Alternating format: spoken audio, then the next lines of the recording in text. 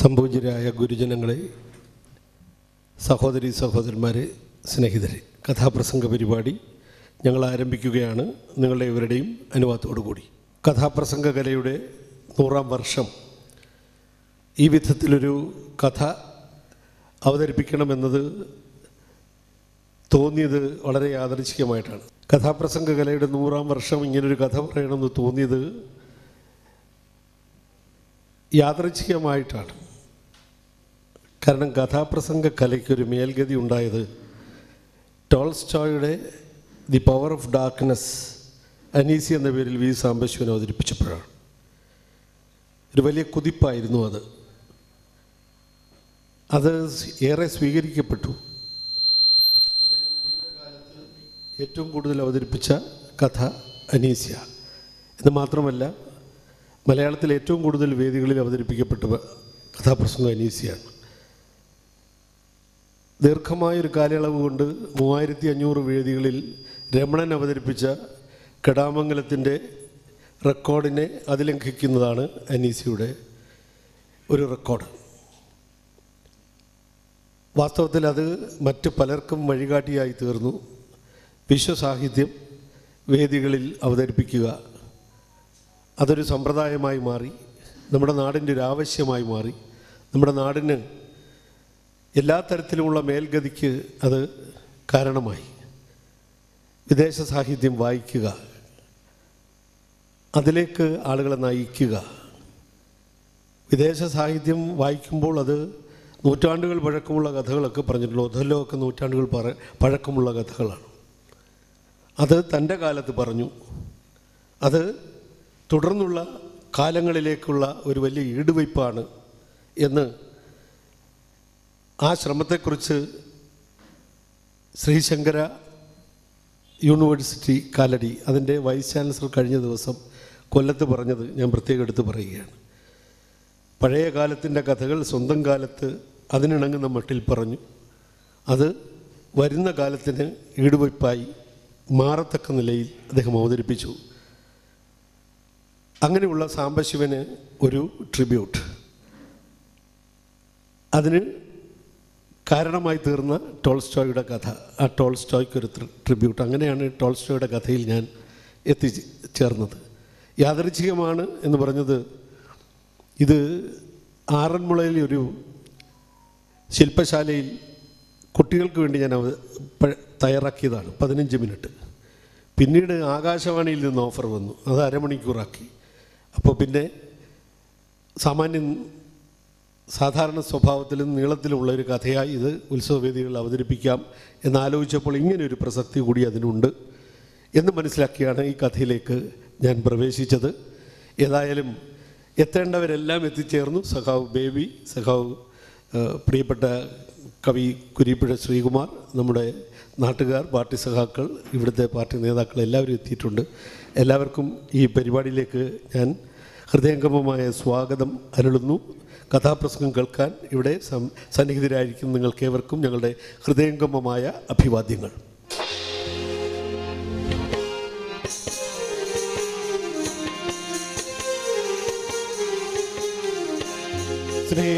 സ്നേഹഗായകവരൂ ഭവാൻ ജനജീവിതോത്സവ ഗാഥയുമായി, സ്നേഹഗായകവരൂ ഭവാൻ ജനജീവിതോത്സവ ഗാഥയുമായി, പ്രേമമാധുരി പകരും നിന്മണി വീണതരികൻ കൈകളിൽ, പ്രേമമാധുരി പകരും നിന്മണി വീണതരികൻ കൈകളിൽ, സ്നേഹഗായകവരൂ ഭവാൻ ജനജീവിതോത്സവ ഗാഥയുമായി.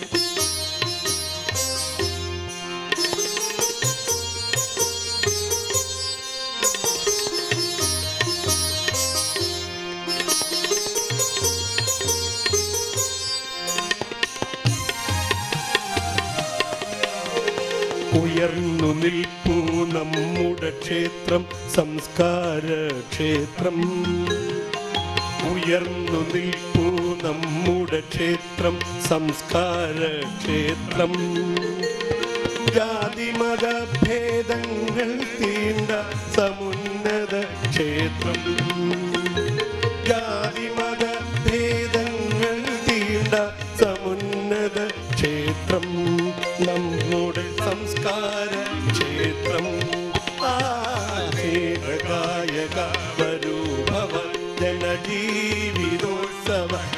ഗാഥയുമായി.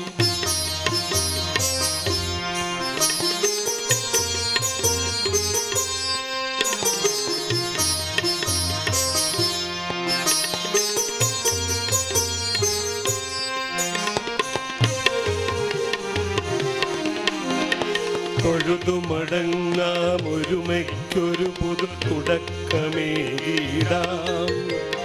തൊഴുതുമടങ്ങാം ഒരുമയ്ക്കൊരു പുതു തുടക്കമേകിടാം. എഴുതാമീ ശ്രീകോവിലിനിങ്കൽ പുതുഗീതാമൃതവും. എഴുതാമീ ശ്രീകോവിലിനിങ്കൽ പുതുഗീതാമൃതവും. പുതുഗീതാമൃതവും.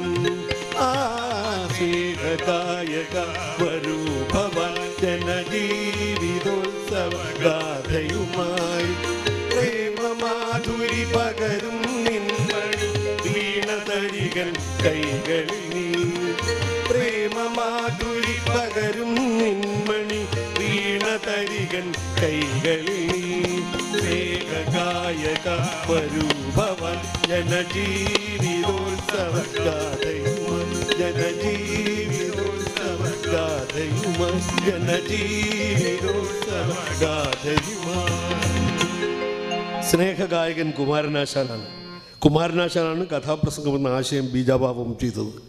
അദ്ദേഹത്തെ നമസ്കരിച്ചുകൊണ്ട് ഈ കഥ തുടങ്ങുമ്പോൾ രണ്ടുപേരെ കൂടി ഞാൻ നേരത്തെ സൂചിപ്പിച്ചതുപോലെ പ്രത്യേകം നമസ്കരിക്കുകയാണ്. Count Leo Tolstoy, V Sambasivan. Count Leo ടോൾസ്റ്റോയുടെ വിഖ്യാതമായ ഒരു കഥ, അതാണ് ഇന്നത്തെ കഥാപ്രസംഗത്തിന് ആധാരം. ഗോഡ് സീസ് ദ ട്രൂത്ത് ബട്ട് വെയ്റ്റ്സ്. ദൈവം സത്യമറിയുന്നു, പക്ഷേ സാവകാശമെടുക്കുന്നു. അതൊരു മലയാള കഥാപ്രസംഗമായി അവതരിപ്പിക്കുമ്പോൾ ഞങ്ങൾ അതിന് നൽകുന്ന പേര് നിരപരാധി. ഈ കഥ നടന്നത് റഷ്യയിലാണ്, സാറിസ്റ്റ് റഷ്യയിൽ. വ്ളാഡിമിർ എന്ന പട്ടണത്തിൽ ഈ കഥ ആരംഭിക്കുന്നു. വ്ളാഡിമിർ ഒരു സ്ഥലപ്പേര്, നമുക്ക് വളരെ സുപരിചിതമാണ്. വ്ളാഡിമിർ എന്ന നാമധേയം. വ്ളാഡിമിർ ലെനിൻ, വ്ളാഡിമിർ പുടിൻ, രണ്ട് കാലഘട്ടങ്ങളിലെ റഷ്യയെ പ്രതിനിധാനം ചെയ്യുന്ന രണ്ട് നേതാക്കന്മാരാണ്. ഈ വ്ളാഡിമിർ പട്ടണം യഥാർത്ഥത്തിൽ നിർമ്മിച്ചത് ഒരു രാജകുമാരനാണ് 1033 വർഷം മുമ്പ്. ആ രാജകുമാരൻ്റെ പേരും വ്ളാഡിമിർ എന്നായിരുന്നു. 990 AD അങ്ങനെ പ്രഖ്യാതമായ നഗരമാണ് വ്ളാഡിമിർ. എല്ലാ നഗരങ്ങളും എല്ലാ സംസ്കാരങ്ങളും നദീതടങ്ങളിലാണ്. ഈ നദീതട സംസ്കാരത്തെക്കുറിച്ച് നമ്മൾ ഭാരതീയരോട് ആരും പറഞ്ഞു തരേണ്ട കാര്യമില്ല. നമ്മളൊക്കെ അതിൻ്റെ സന്തതികളാണ്. ഇതാ വ്ളാഡിമിർ എന്ന പട്ടണത്തെ പുൽകി ഒഴുകുന്ന ഒരു നദി, ക്ലാസ്മ നദി. ഇത് അതിമനോഹരമായൊരു പട്ടണമാണ്. ഒരു കാലത്ത് റഷ്യയുടെ തലസ്ഥാനം കൂടിയായിരുന്നു. മധ്യകാലത്തെ റഷ്യയുടെ തലസ്ഥാനം കൂടിയായിരുന്നു.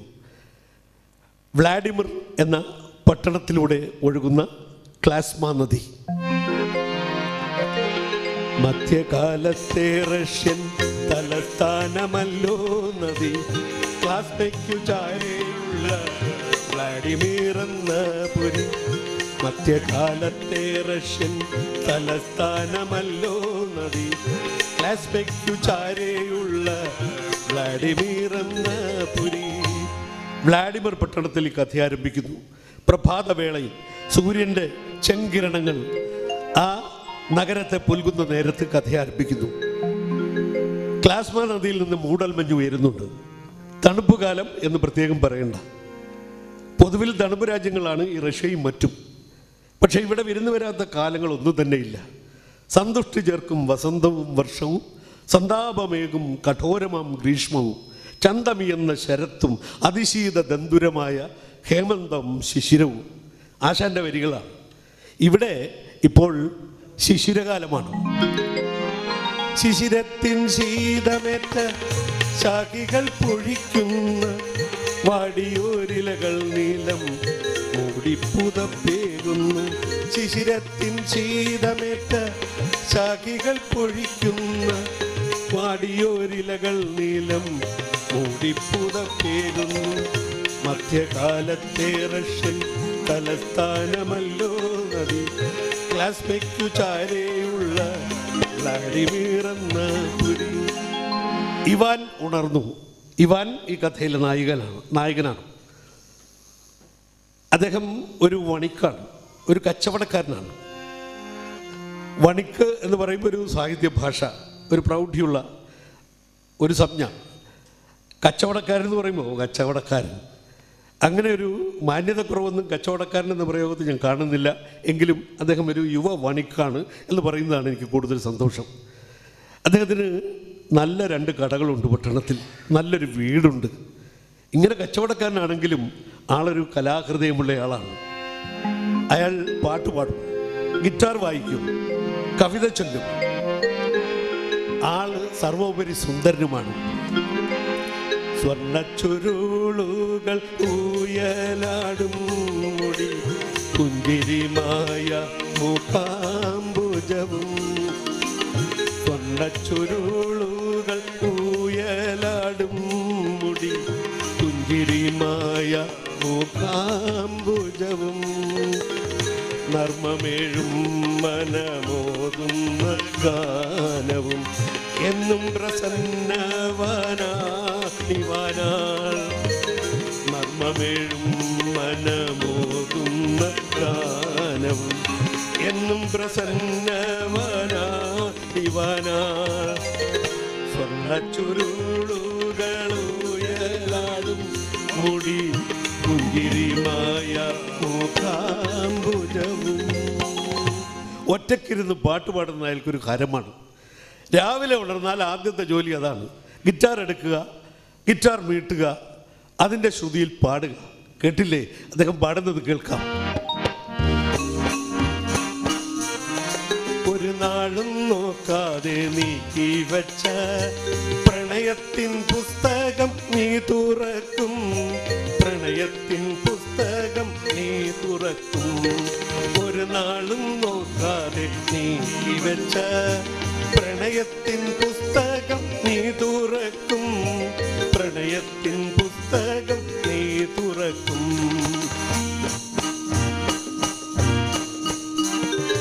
അതിലന്നു നീ എൻ്റെ പേരു കാണും, അതിലെൻ്റെ ജീവന്റെ നേരു കാണും. അതിലന്നു നീ എൻ്റെ പേരു കാണും, അതിലെൻ്റെ ജീവന്റെ നേരു കാണും. അതിലെൻ്റെ ജീവന്റെ നേരു കാണും.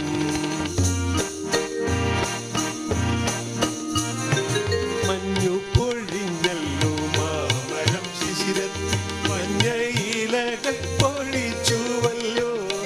മഞ്ഞയിലകൾ പൊഴിച്ചുവല്ലോ. മഞ്ഞു പൊഴിഞ്ഞല്ലോ മാമരം ശിശിരത്തിൽ, മഞ്ഞയിലകൾ പൊഴിച്ചുവല്ലോ. മഞ്ഞയിലകൾ പൊഴിച്ചുവല്ലോ. മൂളും കിളികളും മാഴും മനുഷ്യരും നീട്ടും തരളമ ഗീതങ്ങളും, നീട്ടും തരളമ ഗീതങ്ങളും.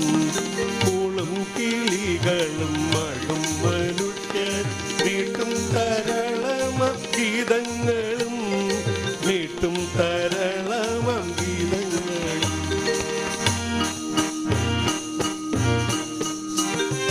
ചന്ദ്രിയിൽ നാദശ്രുതികളായി വന്നവൻ മേലാകെ വന്നു തഴുകിടുന്നു. തന്ത്രിയിൽ നാദശ്രുതികളായി വന്നവൻ മേലാകെ വന്നു തഴുകിടുന്നു. മേലാകെ വന്നു തഴുകിടുന്നു. മഞ്ഞു പൊഴിഞ്ഞു മാമരം ശിഖിരത്തിൽ, മഞ്ഞയിലകൾ പൊഴിച്ചുവല്ലോ. മഞ്ഞയിലകൾ പൊഴിച്ചുവല്ലോ. ഇവാൻ വോഡ്ക കഴിക്കാറുണ്ട്. വോഡ്ക കഴിച്ചാൽ, വോഡ്ക മദ്യമാണ്, റഷ്യൻ മദ്യമാണ്. അവിടെ ഒരിനം ഗോതമ്പുണ്ട്, റൈ എന്ന് പറയും, RYE.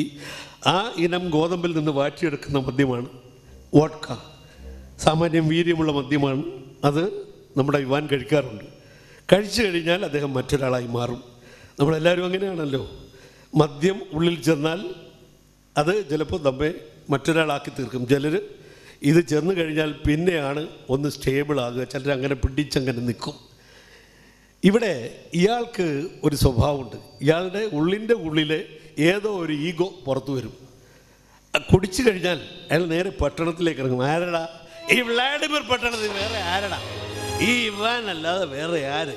പറ. ഇവിടെ ഒരൊറ്റ സിംഹമേ ഉള്ളൂ ഈ കാട്ടിൽ. ഈ കാട്ടിൽ വേറൊരു സിംഹമാണ്. അത് വേണ്ട. ഒരു ദിവസം ചന്തയിൽ ചെന്നു. അവിടെ ഉണക്കമീൻ കച്ചവടം ചെയ്യുന്ന മത്തായി ചേട്ടനെ ചെന്ന് പിടിച്ചം കയറുന്നു. എഴുതേക്ക് കുറേ കാലമായല്ലോ കച്ചവടം തുടങ്ങിയിട്ട്, നിങ്ങൾക്ക് പെൻഷനാകാനുള്ള പ്രായമൊക്കെ ആയി, ഇനിയിപ്പോൾ നിങ്ങളുടെ സ്ഥാനത്ത് ഞാനാണ് കച്ചവടം ചെയ്യുന്നത്, എഴുതേക്കാൻ. അയ്യോ ഇവാൻ കുഞ്ഞെ ഒന്ന് ചുമ്മാതിരിക്കുക, ഞാനിവിടെ സ്വസ്ഥമായിട്ടിരുന്നോട്ടെ. എന്താ നിങ്ങൾക്ക് സ്വസ്ഥത കുറവ്? നിങ്ങൾക്ക് സ്വസ്ഥത തരാൻ വേണ്ടിയിട്ടാണ് ഞാനിത് ഏറ്റെടുക്കുന്നത്. ആളുകളെല്ലാം വന്ന് കൂടിയത് കണ്ടോ? നിങ്ങൾ വയസ്സം മാറിയപ്പോൾ ചെറുപ്പക്കാരൻ വന്ന് കച്ചവടം ആരംഭിച്ചപ്പോൾ ആൾ കൂടി, കസ്റ്റമേഴ്സ് കൂടി. അയാൾ ബഹളം ഉണ്ടാക്കിയപ്പോൾ നാട്ടുകാർ കൂടിയതാണ്. ചന്ത സ്ഥലമല്ലേ. എല്ലാവരും ഇവിടെ എന്താക്കിയാണ് കൂടിയിരിക്കുന്നത്? ഒരു ഡിസിപ്ലിനൊക്കെ വേണ്ടേ? ഒരച്ചടക്കവും ഇല്ല. വരിയായിട്ട് നിൽക്ക്, ക്യൂ ആയിട്ട് നിൽക്ക്. ഇത്രയൊക്കെ ആയപ്പോൾ പതിവ് പോലെ അയാളുടെ ഭാര്യ വന്നു. ഇദ്ദേഹം ഇതും കഴിച്ച് ചിറങ്ങിയാൽ കുഴപ്പമാണെന്നുള്ളത് അവർക്കറിയാം. അവർ വന്ന് വിളിച്ചുകൊണ്ട് പോകും. ഇതാണ് ഒരു ചിട്ട, ഇതാണ്. പക്ഷേ ഇന്നിപ്പോൾ കുഴപ്പമില്ല, ഇങ്ങനെയുള്ള കുഴപ്പമൊന്നുമില്ല. അദ്ദേഹം ഓട്ക കഴിച്ചിട്ടില്ല. വളരെ സ്വസ്ഥമായി സൗമ്യമായി അദ്ദേഹം ഇരുന്നൊറ്റയ്ക്ക് പാടുന്നു. മഞ്ഞു പൊഴിഞ്ഞല്ലോ മാമരം ശിശിരത്തിൽ, മഞ്ഞയിലകൾ പൊഴിച്ചുവല്ലോ, മഞ്ഞയിലകൾ പൊഴിച്ചുവല്ലോ. അദ്ദേഹം ഇങ്ങനെ പാടിയപ്പോൾ ആരാധിക വന്നു. അദ്ദേഹത്തിൻ്റെ ആരാധിക, ഒന്നാമത്തെ ആരാധിക ഭാര്യയാണ് മേരി. അവർ കുഞ്ഞുങ്ങളെയും ഒക്കെ തേന്തി വരികയാണ്. ഒരാളിനെ ഒക്കെ തേന്താതെ നിവൃത്തിയില്ല. അത് കൈക്കുഞ്ഞാണ്. ഒന്ന് ഇഴയുന്നതാണ്, ഒന്ന് കക്ഷിച്ച് നടക്കുന്നതാണ്. ഇതിനെയെല്ലാം പിടിച്ചുകൊണ്ട് ഇതാ അച്ഛൻ പാടുന്നത് കേൾക്കാൻ മക്കളെയും കൊണ്ട് ഭാര്യ വന്നിരിക്കുന്നു. അങ്ങനെ നല്ലൊരു കാഴ്ച കണ്ടപ്പോൾ ഇവാൻ പാട്ടങ്ങ് നിർത്തി. അയാൾക്ക് ഏറ്റവും ഇഷ്ടമുള്ള കാര്യമാണ് പാട്ട് പാടുക എന്നുള്ളത്. അതിലും ഇഷ്ടമുള്ള ആളുകളാണ് ഈ വന്നിരിക്കുന്നത്. മക്കളാണ് വന്നിരിക്കുന്നത്. ഗിറ്റാർ മാറ്റിവെച്ചു. അമ്മയുടെ കയ്യിരിക്കുന്ന കുട്ടിയുടെ നേർക്ക് അയാൾ കുശലം പറഞ്ഞു. ബാ മിഷക്കുട്ടി ബാ, അച്ഛൻ്റെ മിഷക്കുട്ടി വാ. ആ കുട്ടി കൈ നീട്ടി. ഇവാൻ അതിനെ എടുത്തു. അവനൊരു ചുംബനം കൊടുത്തു. അപ്പോഴാണ് അദ്ദേഹം യാദൃച്ഛികമായി ഭാര്യയുടെ മുഖഭാവം ശ്രദ്ധിക്കുന്നത്. വല്ലാതിരിക്കുന്നു. എന്താ മേരി, നിൻ്റെ മുഖം വല്ലാതിരിക്കുന്നു? ഒന്നുമില്ല. അല്ല, നിൻ്റെ മുഖം വല്ലാതെ തന്നെ ഇരിക്കുകയാണ്. നിനക്കെന്തോ വിഷമം ഉള്ളിലുണ്ട്. ഉണ്ടെന്ന് കൂട്ടിക്കോളൂ. എന്താ കാര്യം? നിങ്ങളെ ഇത്തവണ നിമിഴിക്ക് പോകണ്ട. നിമിഴിക്ക് പോകണ്ടേ? അവിടെ ഒരു വലിയ കച്ചവടമേള നടക്കാൻ പോകുന്ന സ്ഥലമാണ് നിമിഴി. നിഴിനി എന്നാണ് ശരിയായ പേര്. നിമിഴി എന്നും പറയും. അവിടേക്ക് ചരക്കുകളൊക്കെ കെട്ടി ഒരുക്കി വലിയ പാക്കറ്റുകളാക്കി ഇദ്ദേഹം വിപണനത്തിന് പോകാൻ തയ്യാറായിക്കൊണ്ടിരിക്കുന്ന സമയത്താണ് ഭാര്യ വന്ന് പറയും, നിങ്ങൾ നിമിഴിക്ക് പോകണ്ട. എന്താ കാര്യം? അത് ഞാനൊരു സ്വപ്നം കണ്ടു. നീ സ്വപ്നം കണ്ടതിന് ഞാൻ പോകാതിരിക്കണോ? ഞാൻ കണ്ടത് ഒരു ദുസ്വപ്നമാണോ? ദുസ്വപ്നമോ? ആ സ്വപ്നത്തിൽ നിങ്ങൾ പുറത്ത് ഒരു യാത്ര കഴിഞ്ഞ് വീട്ടിലേക്ക് മടങ്ങി വന്നപ്പോൾ നിങ്ങളുടെ മുടി ആകെ നരച്ചിരിക്കുന്നു. നിങ്ങളൊരു പടുകിഴവനായി മാറിയിരിക്കുന്നു. അത് കൊള്ളാം, നല്ല തമാശ. വർഷങ്ങൾക്ക് ശേഷം കാണേണ്ട ഒരു കാഴ്ച നീ സ്വപ്നത്തിൽ മുൻകൂട്ടി കണ്ടിരിക്കുന്നു. ഇത് ശുഭലക്ഷണമല്ലേ? തമാശകളാ. എനിക്ക് വല്ലാത്തൊരു ആപത്ശങ്ക. നിങ്ങൾക്ക് എന്തോ വലിയ ആപത്ത് വരാൻ പോകുന്നു എന്നൊരു തോന്നലാണ് എനിക്ക്. എന്താപത്ശങ്ക? അതിലൊന്നും ഒരു കാര്യമില്ല. ശുഭകാര്യമാണ് നടക്കാൻ പോകുന്നത്. അവിടെ നിമിഴിയിൽ കച്ചവടത്തിന് എന്നാൽ എന്താ നടക്കുക? കച്ചവടം നടക്കും. അപ്പോഴെന്താ കച്ചവടക്കാരന് കിട്ടുന്നത്? ലാഭം. കച്ചവടക്കാരനാകെ ഉണ്ടാകുന്ന ഒരു നേട്ടം ലാഭം മാത്രമാണ്. ആ ലാഭം ലക്ഷ്യമാക്കിയല്ലേ എല്ലാ വർഷവും ഞാൻ പോകുന്നത്. ശിശിരത്തിൻ്റെ അവസാനത്തിൽ അവിടെ അവർ സംഘടിപ്പിക്കുന്ന ആ മേളയിൽ ഞാൻ പോയി പങ്കെടുത്ത് നല്ല ലാഭം ഉണ്ടാക്കൊണ്ട് വരാറുണ്ടല്ലോ. ഇപ്പോൾ ഒരു അമിത ലാഭേച്ഛ എന്നെ വന്ന് പിടികൂടിയിട്ടുണ്ട് കേട്ടോ. ഞാൻ പലതും പ്ലാൻ ചെയ്തിട്ടുണ്ട് കിട്ടുന്ന ലാഭം കൊണ്ട് എന്തൊക്കെ വാങ്ങണമെന്ന്. ഒന്നാമതായിട്ട് നിനക്ക് സമ്മാനം വാങ്ങും, മക്കൾക്ക് സമ്മാനം വാങ്ങും, പിന്നെ എനിക്കും സമ്മാനം വാങ്ങും. സമ്മാനം വാങ്ങണ്ടേ? ഇതിന് പണം വേണ്ടേ? പണമില്ലാതെ വല്ലതും നടക്കുമോ? ഈ ലോകത്തെ കളികളെല്ലാം പണത്തിൻ്റെ കളികളല്ലേ നടക്കുന്നത്. പണത്തിൻ്റെ കയ്യിലല്ലേ കടിഞ്ഞാണെല്ലാം, പണത്തിൻ്റെ കയ്യിൽ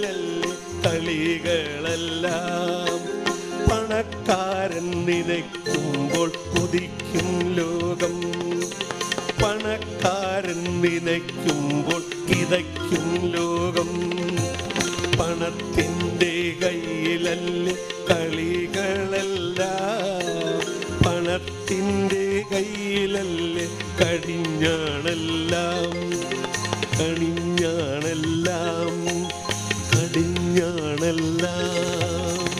പണമാണെല്ലാം. ധനാനാം ആർജനയ ദുഃഖം തഥൈവ പരിപാലനെ. അതിൻ്റെ മറ്റൊരു പാഠഭേദം അർത്ഥാനാം ആർജനയ ദുഃഖം തഥൈവ പരിപാലനെ. പണം ഉണ്ടാക്കാൻ പ്രയാസം, അതുപോലെ തന്നെ അത് പരിപാലിക്കാനും പ്രയാസമാണ്. നമ്മുടെ ജീവിതങ്ങളെയൊക്കെ വല്ലാതെ നിയന്ത്രിക്കുന്ന ഒന്നാണ് പണം.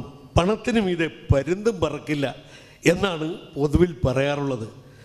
നമ്മൾ സാധാരണക്കാർ മാത്രമല്ല, മഹാന്മാർ പണത്തെക്കുറിച്ച് അവർക്ക് തോന്നിയതൊക്കെ പറഞ്ഞിട്ടുണ്ട്. മഹാകവി ജോൺ മിൽട്ടൺ പണത്തെക്കുറിച്ച് പറഞ്ഞതാണ്, ധനത്തെക്കുറിച്ച് പറഞ്ഞതാണ്.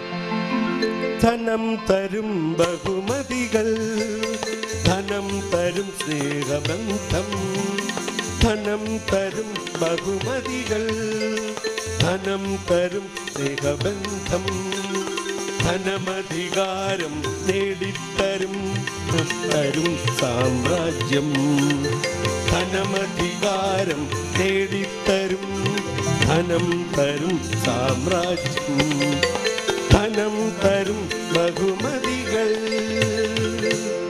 അങ്ങനെ ധനം തരുന്ന ബഹുമതികൾ ഏറ്റുവാങ്ങാൻ തയ്യാറായിക്കൊള്ളൂ. പ്രിയപ്പെട്ട മേരി, ഞാൻ പുറപ്പെടുകയായി. നിന്റെ സ്വപ്നമൊക്കെ അവിടെ നിൽക്കട്ടെ. നീ ചിരിക്ക്. എന്തിനിങ്ങനെ മ്ലാനമുഖമായിട്ട് നിൽക്കുന്നു? ചിരിക്ക്, ചിരിക്ക്. അവളൊന്ന് ചിരിച്ചു കൊടുത്തു. പ്രശ്നം അതോടുകൂടി തീർന്നു. അദ്ദേഹം കച്ചവടത്തിന് കൊണ്ടുപോകാനുള്ള ബാക്കി ചരക്കുകളെല്ലാം അടുക്കി കെട്ടിപ്പെറുക്കി അദ്ദേഹത്തിൻ്റെ വണ്ടിയിൽ കയറ്റി. അദ്ദേഹത്തിൻ്റെ വണ്ടി ട്രോയ്ക്ക, 3 കുതിരകൾ വലിച്ചു കൊണ്ടുപോകുന്ന വണ്ടിയാണ് ട്രോയ്ക്ക. അതിന് കുതിരക്കാരനുമുണ്ട്.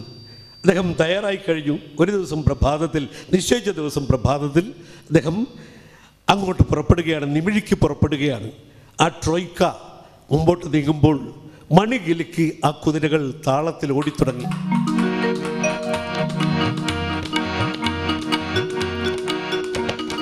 കാന്താരസ്ഥലി വകഞ്ഞൊരുക്കിയ ചെമ്മൺ പാതയിലൂടെ, കാന്താരസ്ഥലി വകഞ്ഞൊരുക്കിയ ചെമ്മൺ പാതയിലൂടെ കുതിച്ചു കുതിരകൾ ഇവാന് നിമിഴിയിൽ വിപണനമേളമൊരുക്കാൻ, കുതിച്ചു കുതിരകൾ ഇവാന് നിമിഴിയിൽ വിപണനമേളമൊരുക്കാൻ.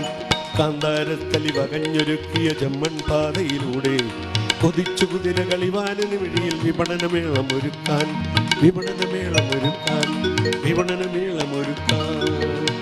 അയാളുടെ വീട്ടിൽ നിന്നൊരു നാട്ടുവഴിയാണ്, ചരലും പാറയും ഒക്കെ ഇട്ടുറപ്പിച്ച നാട്ടുവഴി. അതിലൂടെ ഈ 3 കുതിരകൾ കുതിച്ചപ്പോൾ അതിൻ്റെ ചക്രം, വണ്ടിയുടെ ചക്രം ഉരുണ്ടപ്പോൾ പൊടിപടലം ഇളകി. പിന്നിൽ നിന്ന് നോക്കുന്ന ഒരാളിന് കാണാൻ കഴിയുക വെറും ചെമ്മൺ ധൂമം മാത്രമാണ്.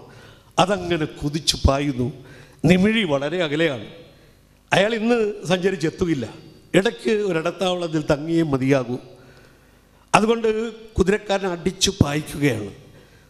ഒരു ഘട്ടമെത്തിയപ്പോൾ അയാൾ വണ്ടി കൊണ്ടുവന്ന് നിർത്തി. അപ്പോഴേക്ക് വെയിൽ ഉറച്ച് നമ്മളൊക്കെ ഊണ് കഴിക്കുന്ന സമയമായി.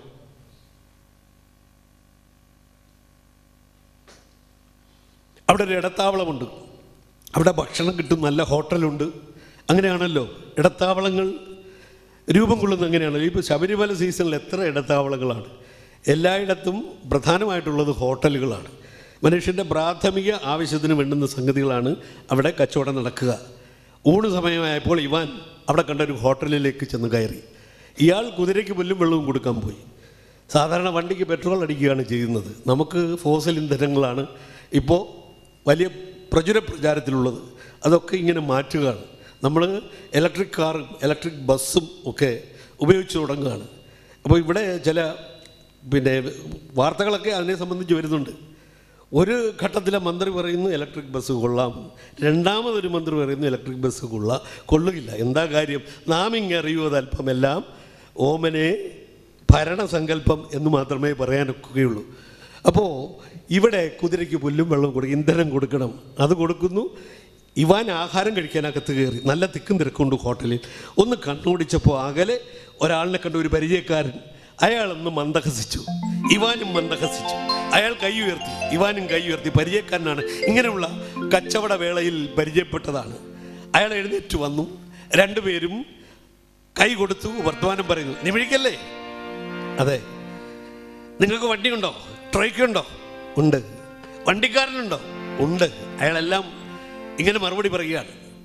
അപ്പോൾ കൊള്ളാം, സംഗതി ജോറായി, നമുക്ക് രണ്ടുപേർക്കും വണ്ടിയുണ്ട്. ഇവാൻ പറഞ്ഞു, മുമ്പിലും പുറകിലുമായി നമുക്ക് അങ്ങനെ സഞ്ചരിക്കാം. ഇങ്ങനെ ഇവർ സംസാരിച്ചുകൊണ്ട് നിൽക്കുമ്പോൾ, ഇവരുടെ പരിചയം പുതുക്കിക്കൊണ്ട് നിൽക്കുമ്പോൾ ഇവരെ രണ്ടുപേരെയും ഒരുവനിങ്ങനെ സൂക്ഷിച്ചു നോക്കുന്നുണ്ടായിരുന്നു. തലയിൽ തുണി ചുറ്റിയ ഒരു മനുഷ്യൻ, മഫ്ലർ ചുറ്റിയ ഒരു മനുഷ്യൻ, തന്നെ ആരും പെട്ടെന്ന് തിരിച്ചറിയരുത് എന്ന് നിർബന്ധമുള്ള ഒരുത്തരാണെന്ന് തോന്നുന്നു. അവനങ്ങനെ സൂക്ഷിച്ച് നോക്കുന്നു. എന്ന് മാത്രമല്ല, ആർത്തിയോടെ അവൻ നോക്കുന്നത് ഇവരുടെ രണ്ടുപേരുടെയും കയ്യിലുള്ള ബാഗുകളിലേക്കാണ്. ഇവാൻ്റെ ബാഗിന് ഒരല്പം വീർപ്പുണ്ട്, അവരൻ്റെ ബാഗിൽ ശരിക്ക് പണമുണ്ട്. ഇതിലേക്ക് ആർത്തിയോടെ നോക്കുകയാണ് അവൻ. ഇത് രണ്ടും ഇവർ രണ്ടുപേരും അറിയുന്നില്ല. അവർ മുമ്പിലും പുറകിലുമായി അവരുടെ യാത്ര തുടരുന്നു. നിമിഴിമേളയിലെത്തും ഇവാന് സൗഭാഗ്യങ്ങൾ അനേകം, നിമിഴിമേളയിലെത്തും ഇവാന് സൗഭാഗ്യങ്ങൾ അനേകം. കനിയാൻ കാലം കവിത തുളുമ്പും സ്വപ്നവസന്തമൊരുക്കി, കനിയാൻ കാലം കവിത തുളുമ്പും സ്വപ്നവസന്തമൊരുക്കി, നവനവ സ്വപ്നവസന്തമൊരുക്കി. കാന്താരസ്ഥലി വകഞ്ഞൊരുക്കിയ ജമ്മൻ പാതയിലൂടെ കൊതിച്ചു കുതിരകൾ ഇവാന് നിമിഴിയിൽ വിപണനമേളമൊരുക്കാൻ, വിപണനമേളമൊരുക്കാൻ, വിപണനമേളമൊരുക്കാൻ. നേരം വൈകുന്നു, നേരം സന്ധ്യയാകുന്നു, ഇരുട്ട് ഇങ്ങനെ പടർന്നു തുടങ്ങുന്നു. അപ്പോൾ ഇവാൻ പറഞ്ഞു, വണ്ടി ഒന്ന് നിർത്ത്. വണ്ടിക്കാരന് പെട്ടെന്ന് വണ്ടി നിർത്തി, പിന്നിലെ വണ്ടിയിൽ നിന്നു. അവരെല്ലാവരും വണ്ടിയിൽ നിന്ന് പുറത്തിറങ്ങി. ഇവാൻ അദ്ദേഹത്തോട് പറയുന്നു, കൂട്ടുകാരനോട് പറയുന്നു, ഇന്ന് നമുക്ക് ഇവിടെ എവിടെയെങ്കിലും സത്രത്തിൽ തങ്ങാമല്ലേ? പിന്നെ കഴിഞ്ഞ പ്രാവശ്യം നമ്മൾ തങ്ങിയൊരു സത്രമുണ്ടല്ലോ, കുതിരക്കാരനോട് പറയുക, അതിവിടെ അടുത്തെവിടെയോ അല്ലേ? അതെ അതെ, ഇവിടെ അടുത്ത് ഈ കുറച്ച് ദൂരം പോയാൽ മതി. അവിടെ നല്ലൊരു സത്രമുണ്ട്, നമ്മൾ സ്ഥിരം താമസിക്കുന്നതാണ്. മിൻഷ എന്ന് പറയും ആ സ്ഥലത്തിൻ്റെ പേര്. അവിടെ തങ്ങാം. എന്ത് പറയുന്നു? കൂട്ടുകാരാ, നമ്മളിങ്ങനെ പരിചയം പുതുക്കി വളരെ അടുത്ത് കുറേയേറെ നേരം സംസാരിച്ചു. ഞാൻ നിങ്ങളുടെ പേരങ്ങ് മറന്നുപോയി. എൻ്റെ പേര് മൈക്കിൾ. അയാൾ പറഞ്ഞു, നിങ്ങൾ എൻ്റെ പേര് മറന്നെങ്കിലും ഞാൻ നിങ്ങളുടെ പേര് മറന്നില്ല. നിങ്ങൾ ഇവാനല്ലേ? അതെ, നിങ്ങളുടെ മുഴുവൻ പേര് ഞാൻ പറയാം. Ivan Dmitry അക്സനോ. അക്സനോ നിങ്ങളുടെ കുടുംബ പേര്. നിങ്ങൾക്ക് എന്തൊരു ഓർമ്മശക്തിയാണ്. സന്തോഷമുണ്ട് കേട്ടോ, നിങ്ങൾ ഇങ്ങനെ എൻ്റെ കാര്യം നന്നായിട്ട് ഓർത്തതിൽ. പിന്നെ മൈക്കിൾ പറഞ്ഞു, ഒരു കാര്യം കൂടി, നമുക്ക് റൂം എടുക്കാം. ഒരു റൂം എടുക്കാം, ഒരു ഡബിൾ റൂം എടുക്കാം. എന്തിന് 2 റൂമാക്കുന്നു? വെറുതെ എന്തിന് പൈസ ചിലവഴിക്കുന്നു? ശരിയാണ്, നിങ്ങൾ പറഞ്ഞത് വളരെ ശരിയാണ്. ഞാനത് മനസ്സിൽ ആലോചിച്ച കാര്യമാണ്.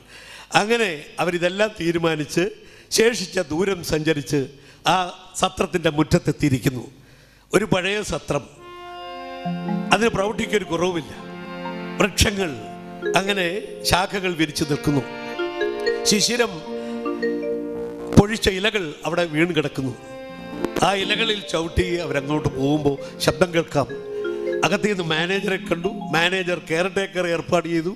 പിന്നെ അവിടുത്തെ ബെയറർ വന്നു, അവർക്ക് റൂം കാണിച്ചു കൊടുത്തു.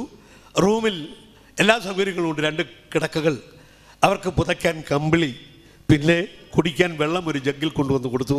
2 ഗ്ലാസും കൊടുത്തു. എല്ലാം റെഡിയായി കഴിഞ്ഞപ്പോൾ ഇവാൻ തൻ്റെ ബാഗിൽ സൂക്ഷിച്ചിരുന്ന അത്താഴത്തിന് പറ്റിയ ചില സാധനങ്ങൾ എടുത്തു. മൈക്കിളും അതെടുത്തിരുന്നു. 2 പേരും അത് വെള്ളവും ഒക്കെ ആയിട്ട് അതങ്ങ് അകത്താക്കി. പിന്നെ അവർ കുശലം പറഞ്ഞു. കുറേയേറെ നേരം കുശലം പറഞ്ഞു. മൈക്കിൾ, നിങ്ങൾ പൊതുവിലൊരു അനാരോഗ്യ പ്രകൃതിയുള്ള മനുഷ്യനാണെന്ന് എനിക്ക് തോന്നുന്നു. എല്ലാവരും പറയും, എൻ്റെ ഈ കോലം കാണുമ്പോൾ എല്ലാവരും പറയും ദീക്ഷയൊക്കെ വളർത്തിയിരിക്കുന്നതുകൊണ്ട് ഒക്കെ തോന്നുന്നതാണ് എന്ന് വിചാരിച്ച് എനിക്ക് ബലത്തിന് കുറവൊന്നുമില്ല കേട്ടോ. അങ്ങനെ അവർ പലതും പറഞ്ഞുകൊണ്ടിരുന്നപ്പോൾ ഇദ്ദേഹം പറഞ്ഞു, മൈക്കിൾ പറഞ്ഞു, ശിശിരം തീരാറായി. അതുകൊണ്ട് തണുപ്പ് കുറഞ്ഞിട്ടുണ്ട്. ശരിയാ, തണുപ്പ് കുറഞ്ഞിട്ടുണ്ട്, പക്ഷെ തണുപ്പ് മാറിയിട്ടില്ലല്ലോ. ഈ തണുപ്പ് മാറ്റണമല്ലോ. തണുപ്പ് മാറ്റാൻ ഈ ഇവാൻ്റെ കയ്യിൽ എപ്പോഴും ഒരു സാധനം സ്റ്റോക്കുണ്ട്. വോഡ്ക ഇരിപ്പുണ്ട്. അയാൾ ബാഗ് തുറന്നു, ഒരു കുപ്പി വോഡ്ക പുറത്തെടുത്തു, ആ ഗ്ലാസ്സുകളിലേക്ക് പകർന്നു, വെള്ളമൊഴിച്ചു. അപ്പോൾ കടുത്ത മദ്യപാനികളെല്ലാം വെള്ളം ഒഴിച്ചു. ആവശ്യത്തിന് വെള്ളം ഒഴിച്ചു. രണ്ടുപേരും ആ ഗ്ലാസുകൾ കൂട്ടിപ്പൊട്ടിച്ചു. ചിയേഴ്സ്. അങ്ങനെ ഈ ശ്രവണേന്ദ്രിയത്തിന് ഒരു ജോലി കൊടുക്കുന്ന പ്രയോഗമാണ് ഈ ചിയേഴ്സ് എന്നുള്ള വിളി. അല്ലാതെ ഈ ശ്രവണേന്ദ്രിയത്തിന് വാസ്തവത്തിൽ മദ്യപാനത്തിൽ ഒരു പങ്കുമില്ല. ഒരു പങ്ക് കൊടുക്കാൻ വേണ്ടി അങ്ങനെ ചിയേഴ്സ്, ഒരു ശിഞ്ചിതം അതിന് അകമ്പടി സേവിക്കാൻ വച്ചിരിക്കുന്നു. ചിയേഴ്സ്. രണ്ടുപേരും മദ്യം അകത്താക്കി. ഇവാനൊരു കുഴപ്പമുണ്ട്, ഇത് ഉള്ളിൽ ചെന്ന് കഴിഞ്ഞാൽ ഉടൻ അത് പ്രവർത്തിച്ചു തുടങ്ങും.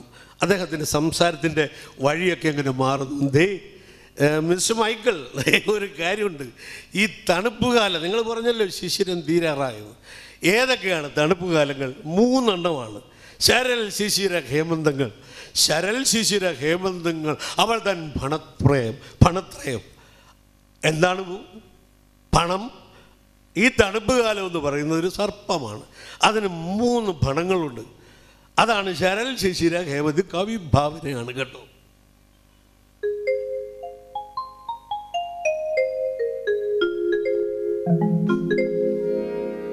ഇത് കവിഭാവനയാണ്. ഈ കവികൾ ആരാ? പുള്ളികൾ. ഇവാൻ പറയുന്നു, here with a loaf of bread beneath the bow, a flask of wine, a book of verse and thou beside me singing in wilderness, and wilderness is paradise now. ഇതാരുടെ കവിതയാണ് അറിയാമോ മൈക്കിൾ? ഇത് Persian കവി ഒമർ ഖയാമിന്റെ കവിതയാണ്. ചിന്താബന്ധുര കാവ്യവും ലഘുതരം ഭോജ്യങ്ങളും ചെന്നിറം ചിന്തി പൂമ്പത പൊങ്ങി വീഞ്ഞു നിറയും സുസ്ഫാടിക കിണ്ണവും കാന്തേ നീ അരികത്തിളം തടലിലായി പാടാനുമുണ്ടെങ്കിലോ കാന്താരസ്ഥലി പോലും ഇന്നിവനഹോ സ്വലോകമാണോ മനേ. ആഹാ, നിങ്ങൾ എത്ര നന്നായിട്ട് പാടുന്നു. നിങ്ങൾക്കൊരു കവിഹൃദയവും, നിങ്ങളൊരു നല്ല ഗായകനാണ്, നിങ്ങൾക്ക് എന്ത് നല്ല ശബ്ദം. മൈക്കിൾ പ്രശംസിച്ചു. മിസ്റ്റർ മൈക്കിൾ, നിങ്ങളുടെ പ്രശംസാ വചനങ്ങൾക്കെല്ലാം നന്ദി. എനിക്കൊരു സ്വഭാവമുണ്ട്, ഞാൻ നേരത്തെ ഉറങ്ങും, നേരത്തെ ഉണരും. Early to bed early to rise. അതുകൊണ്ട് ഞാനിപ്പോൾ ഉറങ്ങി അതിരാവിലെ എഴുന്നേറ്റ് എൻ്റെ യാത്ര തുടരും. നിങ്ങളുടെ ശീലം എങ്ങനെയാണ്? ഞാൻ നേരെ തിരിച്ചാണ്. ഞാൻ രാത്രി വൈകിയേ ഉറങ്ങുകയുള്ളൂ, വൈകിയേ ഉണരുകയുള്ളൂ രാവിലെ. അപ്പോൾ ഒരു കാര്യം ചെയ്യാം, ഇപ്പോഴേ യാത്ര പറയാം. രാവിലെ നിങ്ങൾ കിടന്നുറങ്ങുമ്പോൾ ഞാൻ നിങ്ങളെ ശല്യം ചെയ്യില്ല. So mister Michael, good night. Good night. അയാൾ കിടക്കയിലേക്ക് വീണു. Good night. Good night Ivan. രണ്ടുപേരും പുതപ്പിനടിയിലായി. രണ്ടുപേരെയും ഉറക്കം വന്ന് പുൽകുന്നു. മദ്യോദിതമായ ഒരു നിദ്രയാണ് എന്ന് പ്രത്യേകം പറയേണ്ട കാര്യമില്ല. നിശബ്ദത. പുറത്ത് മങ്ങിയ മഞ്ഞും മങ്ങിയ നിലാവും മൂടൽ മഞ്ഞും.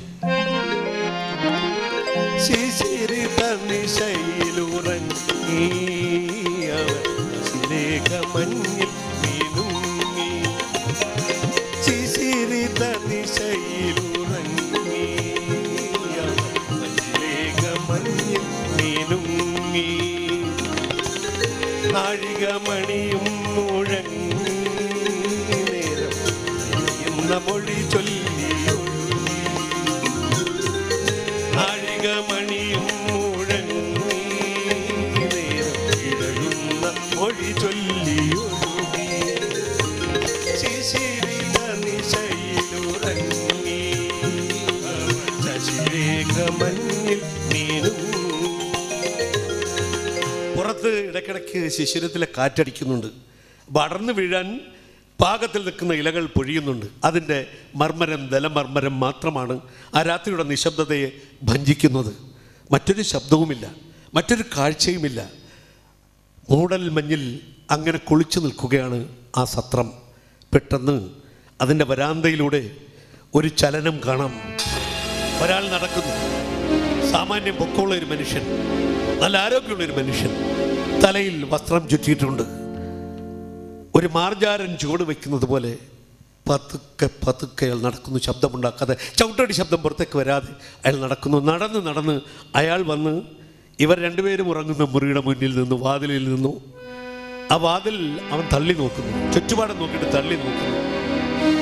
വാതിൽ സാക്ഷിയായിട്ട് ബന്ധിച്ചിരിക്കുകയാണെന്ന് മനസ്സിലായി.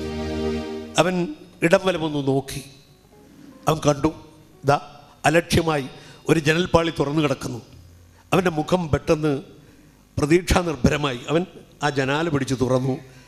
അത് കൂടുതൽ പ്രസന്നമായി, മുഖം കൂടുതൽ പ്രസന്നമായി. കാരണം അതിന് അഴികളില്ല, ജനലിന് അഴികളില്ല, അതിനൊരു ക്രോസ് ബാർ മാത്രമേ ഉള്ളൂ. പിന്നെ താമസിച്ചില്ല, അവൻ ആ ജനാല വഴി ആ മുറിക്കുള്ളിൽ കടന്നു. രണ്ടുപേർ ഉറങ്ങുന്നു. അവരുടെ മധ്യത്ത്, ആ കട്ടിലിൻ്റെ മധ്യത്ത് ഇത്തിരി സ്ഥലമുണ്ട്.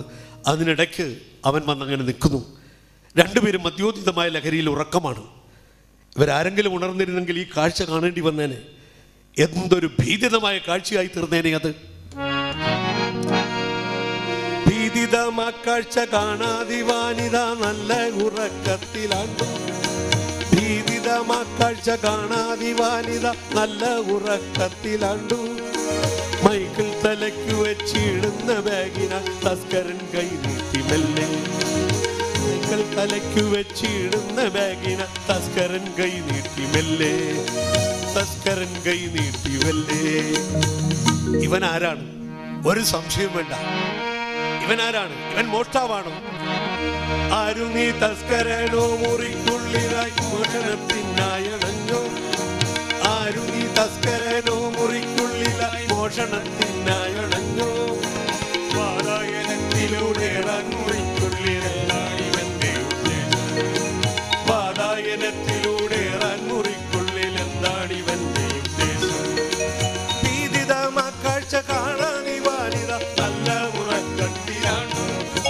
ഭീതിതമാ കാഴ്ച കാണാനിവാനിത നല്ല ഉറക്കത്തിലാണ്. മൈക്കിൾ തലയ്ക്കു വെച്ചിടുന്ന ബാഗിന തസ്കരൻ കൈ നീട്ടി മെല്ലെ. മൈക്കിൾ തലയ്ക്കു വെച്ചിടുന്ന ബാഗിന തസ്കരൻ കൈ നീട്ടി മെല്ലെ. തസ്കരൻ കൈ നീട്ടി മെല്ലെ. തസ്കരൻ കൈ നീട്ടി മെല്ലെ. അവർ കൊണ്ടുവന്ന ചരക്കെല്ലാം വണ്ടി തന്നെ ഇരിക്കുകയാണ്. ആ കുതിരക്കാർ അതിനുള്ളിൽ കിടക്കുന്നുണ്ടല്ലോ, അതിന് കാവലായി കിടക്കുന്നുണ്ട്. തന്നെയുമല്ല, അവർ മുമ്പോട്ട് വോളണ്ടിയർ ചെയ്തെന്ന് പറഞ്ഞു, ഞങ്ങൾ ഈ വണ്ടി കിടന്നോളാം, ഞങ്ങൾക്കിത് ശീലമാണ്. ഇപ്പോൾ രണ്ടുപേർ കൂട്ടിനുണ്ട്, അല്ലാതെ തന്നെ ഞങ്ങൾക്ക് ഈ കുതിരകൾ കൂട്ടിനുള്ളതാണ്. അതുകൊണ്ട് ആ ചരക്കെല്ലാം വണ്ടി വെച്ചിരിക്കണം. പക്ഷേ പണമുള്ള ബാഗുകൾ രണ്ടുപേരും അവരുടെ കൈകളിലേന്തി അകത്തേക്ക് കൊണ്ടുവന്നു. ഇവാൻ തൻ്റെ ബാഗ് തൊട്ടടുത്ത് കുഞ്ഞിനെ കിടത്തുന്ന പോലെ കിടത്തി. നേരെ മറിച്ച് കൂടുതൽ പണമുള്ള ബാഗ് മൈക്കിൾ തൻ്റെ തലയ്ക്ക് വെച്ചിരിക്കുകയാണ്. ആ ബാഗ് ഇവൻ മെല്ലെ ഇളക്കിയെടുക്കാൻ ശ്രമിക്കുന്നു. ആ ചലനം അനുഭവപ്പെട്ടപ്പോൾ നല്ല ഉറക്കത്തിലാണെങ്കിലും അയാൾ ഉണർന്നു. മൈക്കിൾ ഉണർന്നു. അയാൾ ഈ കാഴ്ച കണ്ടു. ഭീമാകാരനായ ഒരു മനുഷ്യൻ ഇങ്ങനെ നിൽക്കുന്നു, ബാഗിൽ പിടിക്കുന്നു. അയാൾക്ക് ഒന്നും പറയാൻ വയ്യ, ഒന്നും മിണ്ടാൻ വയ്യ. സ്തംഭിച്ച അവസ്ഥയിൽ അങ്ങനെ മലർന്നു കിടന്ന് നോക്കിയിട്ട് പെട്ടെന്ന് അയാൾക്ക് ചെയ്യാൻ കഴിഞ്ഞാൽ ചാടി എഴുന്നേറ്റ്. അപ്പോഴേക്ക് ഞൊടിയിടയ്ക്കുള്ളിൽ അവൻ്റെ വലത് കൈ, അവൻ്റെ ആ വലിയ കൈപ്പത്തിയുള്ള കൈ കൊണ്ട് മൈക്കിളിൻ്റെ മൂക്കും വായും പൊത്തിപ്പിടിച്ചു. എന്നിട്ട് ഒരു തള്ള് കിടക്കയിൽ മലർത്തി കിടത്തി. ഇടം കൈ കൊണ്ട് അവൻ ഇടുപ്പിൽ സൂക്ഷിച്ചിരുന്ന ആ കഠാര പുറത്തെടുത്ത്, വലിയ കഠാര അവിടെ അമർത്തി വെച്ചിട്ട്, അയാളുടെ മുഖം അമർത്തി വെച്ചിട്ട് ഇടനെഞ്ചിൽ, മൈക്കിളിൻ്റെ ഇടനെഞ്ചിൽ അയാൾ ആ കഠാര കുത്തി ഇറക്കി. കഠാര കുത്തേറ്റപ്പോൾ അയാൾ പിടയ്ക്കാൻ തുടങ്ങി. പിടച്ചെങ്കിലും അവൻ പിടിവിട്ടില്ല. ശ്വാസം മുട്ടിച്ച് അവനെ വക വരുത്തുക തന്നെ ചെയ്തു. മൈക്കിളിന്റെ ചലനം ഒടുങ്ങി. മൈക്കിൾ മരിച്ചു. അയാൾ മാറി നിന്നു. ചുറ്റും നോക്കിയിട്ട് ആ കിടക്കയിൽ അയാൾ ഉപയോഗിച്ചിരുന്ന കമ്പിളി കൊണ്ട് ആ മൃതശരീരം മൂടി. ഇനി അടുത്തതിന് ഒരുങ്ങുകയാണ്. അങ്ങോട്ട് തിരിയുകയാണ്. തൊട്ടടുത്ത ഒരാൾ കൂടി കിടക്കുന്നുണ്ട്. പക്ഷേ അയാൾ അറിയുന്നില്ല. അയാൾ മദ്യോദിതമായ ലഹരിയിൽ ഉറക്കമാണ്. അയാൾ അതിനുവേണ്ടി അങ്ങോട്ട് തിരിഞ്ഞപ്പോൾ പുറത്തെ ആ ശബ്ദം, ഒരു വേഴാമ്പൽ, അതയാളെ ഭയപ്പെടുത്തി. പെട്ടെന്ന് ആ ഉദ്യമത്തിൽ നിന്ന് അയാൾ പിന്മാറി തോന്നുന്നു. തൊട്ടടുത്ത നിമിഷം അയാൾ ചെയ്തത്, ചോരപുരണ്ട ആ കഠാര ഇവാൻ തൊട്ടടുത്ത് വെച്ചിരുന്ന ആ ബാഗ് എടുത്ത് അത് തുറന്ന് അതിൽ കഠാര ഇട്ടു, ബാഗ് അടച്ചു. ആ ജനാല വഴി അവൻ രക്ഷപ്പെടുകയും ചെയ്തു. ഘോരമാം കൊല ചെയ്ത് ധനവും കവർന്നവൻ മഞ്ഞിലിരുളിൽ മറഞ്ഞു. ഘോരമാം കൊല ചെയ്ത് മഞ്ഞിലിരുളിൽ മറഞ്ഞു. നേരം പുലരുന്നു, താരകൾ മങ്ങി, സൂര്യനുദിച്ചു കിഴക്ക്. നേരം പുലരുന്നു, താരകൾ മങ്ങി, സൂര്യനുദിച്ചു കിഴക്ക്.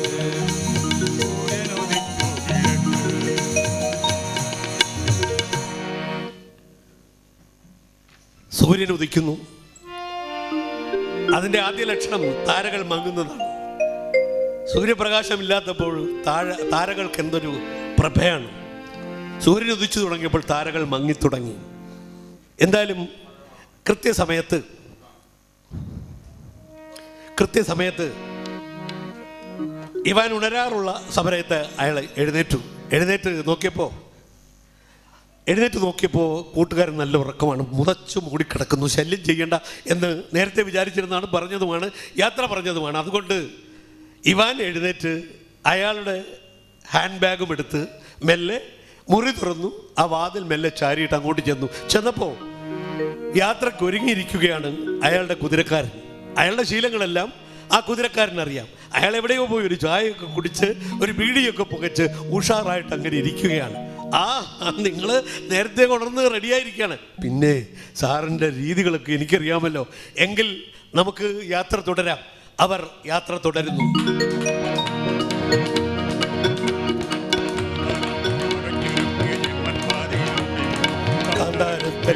ൊരുക്കിയ ജന്മൻ പാതയിലൂടെ കുതിച്ചു കുതിരകൾ ഇവാനു വഴിയിൽ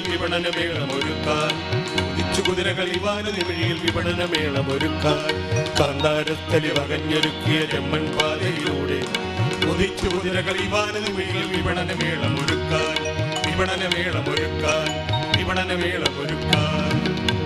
വീണ്ടും യാത്ര. ആ ഗ്രാമ പ്രകൃതി തിങ്ങി നിൽക്കുന്ന ഇടത്തൂടെ ആ വണ്ടി അടിച്ചു വിട്ടു പോവുകയാണ്. ഇരുപാർശ്വങ്ങളിലും നല്ല പ്രകൃതി ഭംഗി, മഞ്ഞിൽ കുളിച്ചു നിൽക്കുന്ന പ്രകൃതി. അത് കണ്ട് ആസ്വദിച്ച് അയാൾ അങ്ങനെ ഇരിക്കുന്നു. വണ്ടി നീങ്ങിയപ്പോൾ കാറ്റടിച്ച് ആ തണുപ്പ് അയാൾക്ക് കൂടുതൽ അനുഭവപ്പെട്ടു. കുറേ ദൂരം കൂടി മുമ്പോട്ട് പോയപ്പോൾ ആ പ്രകൃതി മാറി തുടങ്ങി. ഇതാ കൃഷിയിടങ്ങൾ, പാടങ്ങൾ, കൃഷിപ്പാടങ്ങൾ. നേരം പുലർന്നു വരുന്നതേ ഉള്ളൂ. വെയിൽ കഷ്ടിച്ച് വന്നു തുടങ്ങിയതേ ഉള്ളൂ. കഷ്ടിച്ച് വെട്ടം വീണതേ ഉള്ളൂ. വെട്ടം വീണപ്പോൾ കൃഷിക്കാർ പാടത്തിറങ്ങിക്കഴിഞ്ഞു. വെയിൽ ഉറയ്ക്കുന്നതിന് മുമ്പ് പരമാവധി ജോലി ചെയ്ത് മാറണം. അവർ ആ പണിക്ക് ഒരു ഉശിരി കിട്ടുവാൻ വേണ്ടി കൃഷിപ്പാട്ട് പാടുന്നു, കൊയ്ത്തുപാട്ട് പാടുന്നു. കേട്ടില്ലേ? തെയ്യാരേ തെയ്യാരേ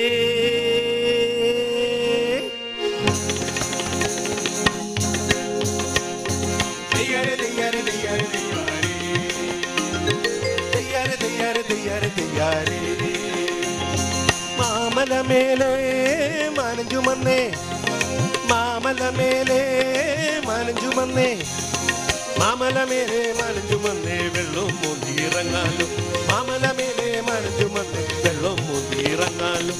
പാടത്തിറങ്ങാൻ കൊയ്ത്ത് തുടങ്ങാം, നെല്ല് വിളഞ്ഞത് തെയ്യന്താര. പാടത്തിറങ്ങാൻ കൊയ്ത്ത് തുടങ്ങാം, നെല്ല് വിളഞ്ഞത് തെയ്യന്താര. ഓ തെയ്യാരെ തെയ്യാരെ തെയ്യാരെ ഓ തെയ്യാരെ തെയ്യാരെ തെയ്യാരെ തെയ്യാരെ.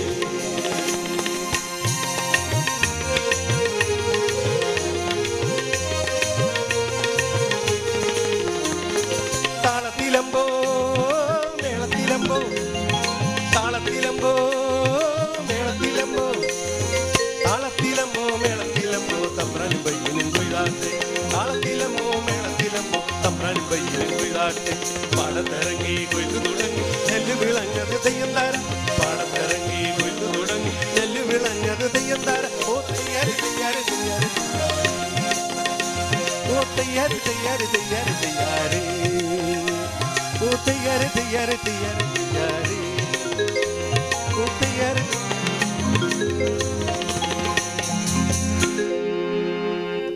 അവർ യാത്ര ചെയ്തു. ആ കൃഷിയിടങ്ങളൊക്കെ കടന്നുപോയി. വീണ്ടും ഒരു ഇടത്താവളത്തിനടുത്ത് വന്നു. കുതിരയ്ക്ക് പുല്ലും വെള്ളവും കൊടുക്കാൻ കുതിരക്കാരൻ വണ്ടി നിർത്തി. തൊട്ടടുത്ത് പുക വരുന്ന ഒരു ചായക്കട കണ്ടു. അയാൾ അങ്ങോട്ട് ചെന്നു. ഇവാൻ ചെന്നൊരു ചായ കുടിച്ചു ഉഷാറായി പുറത്തേക്ക് വന്നു.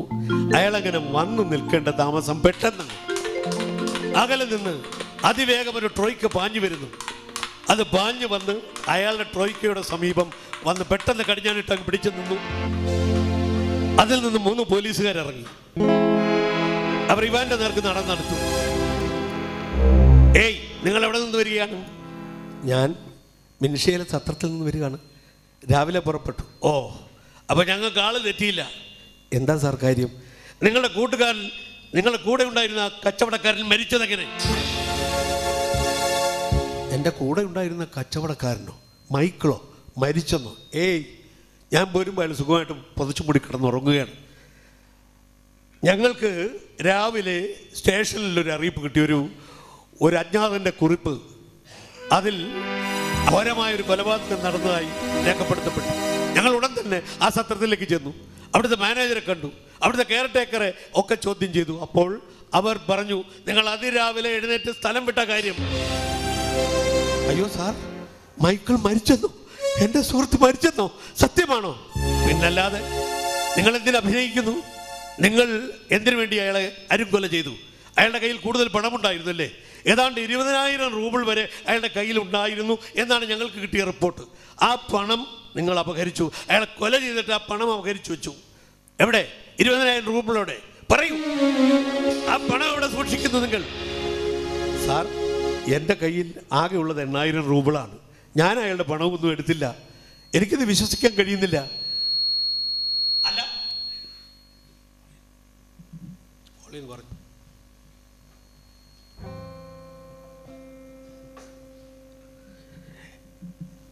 നിങ്ങളുടെ കയ്യിലുണ്ടായിരുന്ന നിങ്ങളുടെ കയ്യിലുള്ള ആ ബാഗ് കാണിക്ക്. തുറക്ക്, ബാഗ് തുറക്ക്. അയാൾ വളരെ നിഷ്കളങ്കമായി ഇവാൻ അയാളുടെ ബാഗ് തുറന്ന് കാണിച്ചു. ഇതാ.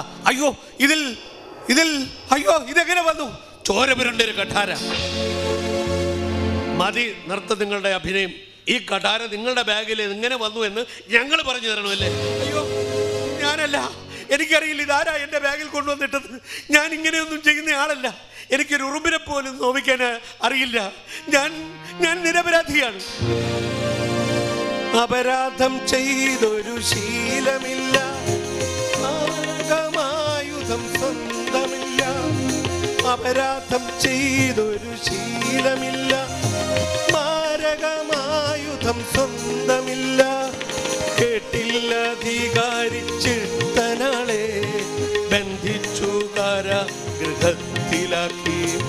കേട്ടില്ല അധികാരി ചിട്ടനാളെ ബന്ധിച്ചു കാരാഗൃഹത്തിലാക്കി. അപരാധം ചെയ്തൊരു ശീലമില്ല, മാരകമായുധം സ്വന്തമില്ല.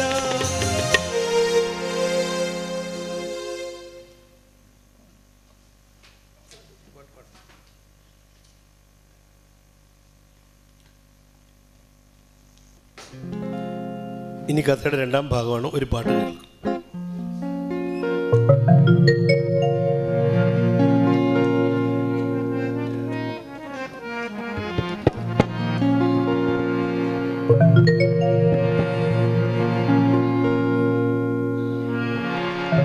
ഹൃദയ സരസിലേ പ്രണയ പുഷ്പമേ,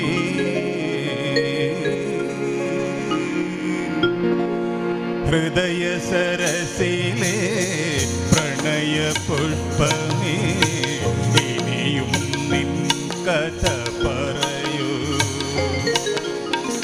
ഹൃദയ സരസിലേ പ്രണയ പുഷ്പമേ, ഇനിയും നിൻ കഥ പറയൂ. അർത്ഥനിമീലിത മിഴികളിലൂറും അശ്രുബിന്ദുവൻ സ്വപ്നബിന്ദുവോ. ഹൃദയ സരസിലേ പ്രണയ പുഷ്പമേ, ഇനിയും നിൻ കഥ പറയൂ, നീ പറയൂ.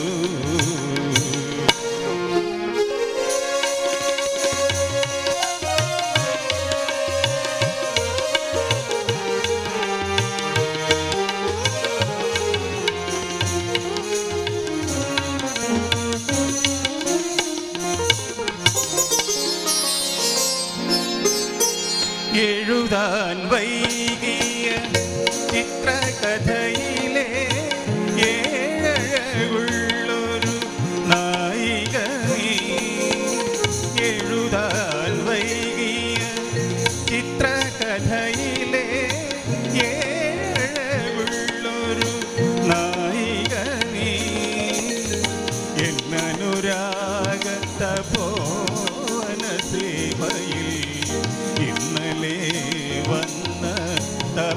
ഇനി നീ ഹൃദയ സരസിലെ പ്രണയ പുഷ്പമേ ഇനിയും നിൻ കഥ പറയൂ നീ പറയൂ.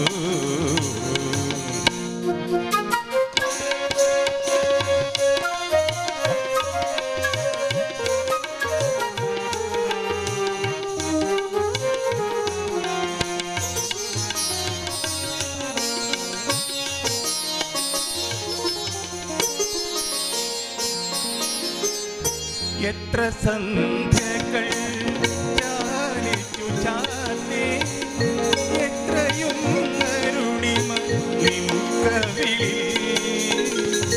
എത്ര സന്ധ്യകൾ ചാലിച്ചു ചാത്തേ എത്രയും കരുണിമ നിൻകവിളിൽ എത്ര സമുദ്രതരന്തം ചാത്തേ ഇത്രയും നീലിമ നിന്റെ കണ്ണിൽ ഹൃദയ സരസിലെ പ്രണയ പുഷ്പമേ ഇനിയും നിൻ കഥ പറയൂ. അർത്ഥനിമീലിത മിഴികളിലൂറും അശ്രുബിന്ദുവൻ സ്വപ്നബിന്ദു ഹൃദയ സരസിലെ പ്രണയ പുഷ്പമേ ഇനിയും നിൻ കഥ പറയൂ നീ പറയൂ.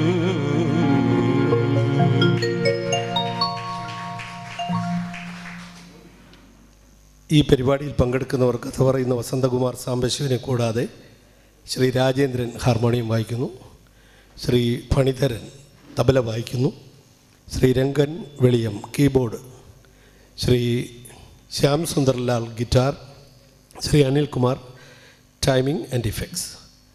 ഈ കഥാപ്രസംഗ രൂപത്തിൽ തയ്യാറാക്കിയത് ഞാൻ തന്നെയാണ്. ഇതിൻ്റെ പാട്ടും ഈണവും എല്ലാം എൻ്റേത് തന്നെ. ഇതിങ്ങനെ ആലപിക്കാൻ പാകത്തിൽ ഓർക്കസ്ട്രേറ്റ് ചെയ്തിട്ടുള്ളത് ഈ ടീം തന്നെയാണ്, ഈ മ്യൂസിക് ടീം തന്നെയാണ്. ഇതിന് പുറമെ 2-3 പുതിയ കഥകൾ കൂടി ഞങ്ങൾ അവതരിപ്പിക്കുന്നുണ്ട്.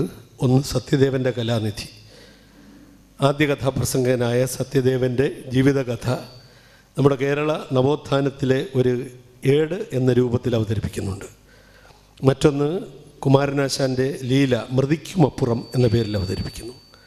മൃതിക്കുമപ്പുറം എന്ന നോവൽ, ആ കാവ്യകൃതിയെ അടിസ്ഥാനമാക്കി ഞാൻ എഴുതി പ്രസിദ്ധീകരിച്ചിട്ടുണ്ട്. അതാണ് പിന്നീട് കഥാപ്രസംഗമാക്കിയത്, മൃതിക്കുമപ്പുറം. മറ്റൊന്ന് മാതങ്കി, കുമാരനാശാൻ്റെ ചണ്ടാലഭിക്ഷി. ഇവയ്ക്കെല്ലാം പുറമെ എൻ്റെ പിതാവിൻ്റെ വിഖ്യാത കഥകൾ, അത് ഒഥല്ലോ, അനീസി, ആയിഷ, വിലയ്ക്ക് വാങ്ങാം, 20-ാം നൂറ്റാണ്ട്, പുള്ളിമാൻ, പ്രേമശില്പി, അന്ന കരീന തുടങ്ങിയിട്ടുള്ള കഥകൾ അവതരിപ്പിക്കുന്നുണ്ട്. ഇത് കൂടാതെ ശാസ്ത്രകഥകൾ, ഐൻസ്റ്റൈൻ ഇവിടെ ജീവിച്ചിരുന്നു, മേരി ക്യൂറിയുടെ കഥ, ഇന്ത്യൻ ക്ലാസിക്കുകൾ, ഭാസൻ്റെ സ്വപ്നവാസ്വതത്വം, കാളിദാസൻ്റെ വിക്രമോർവശീയം എന്നീ കഥകളും ഞങ്ങളിപ്പോഴും അവതരിപ്പിച്ചുകൊണ്ടിരിക്കുന്നു. 41 വ്യത്യസ്ത കഥകൾ ഇതിനുള്ളിൽ ഞാൻ അവതരിപ്പിച്ചു കഴിഞ്ഞു.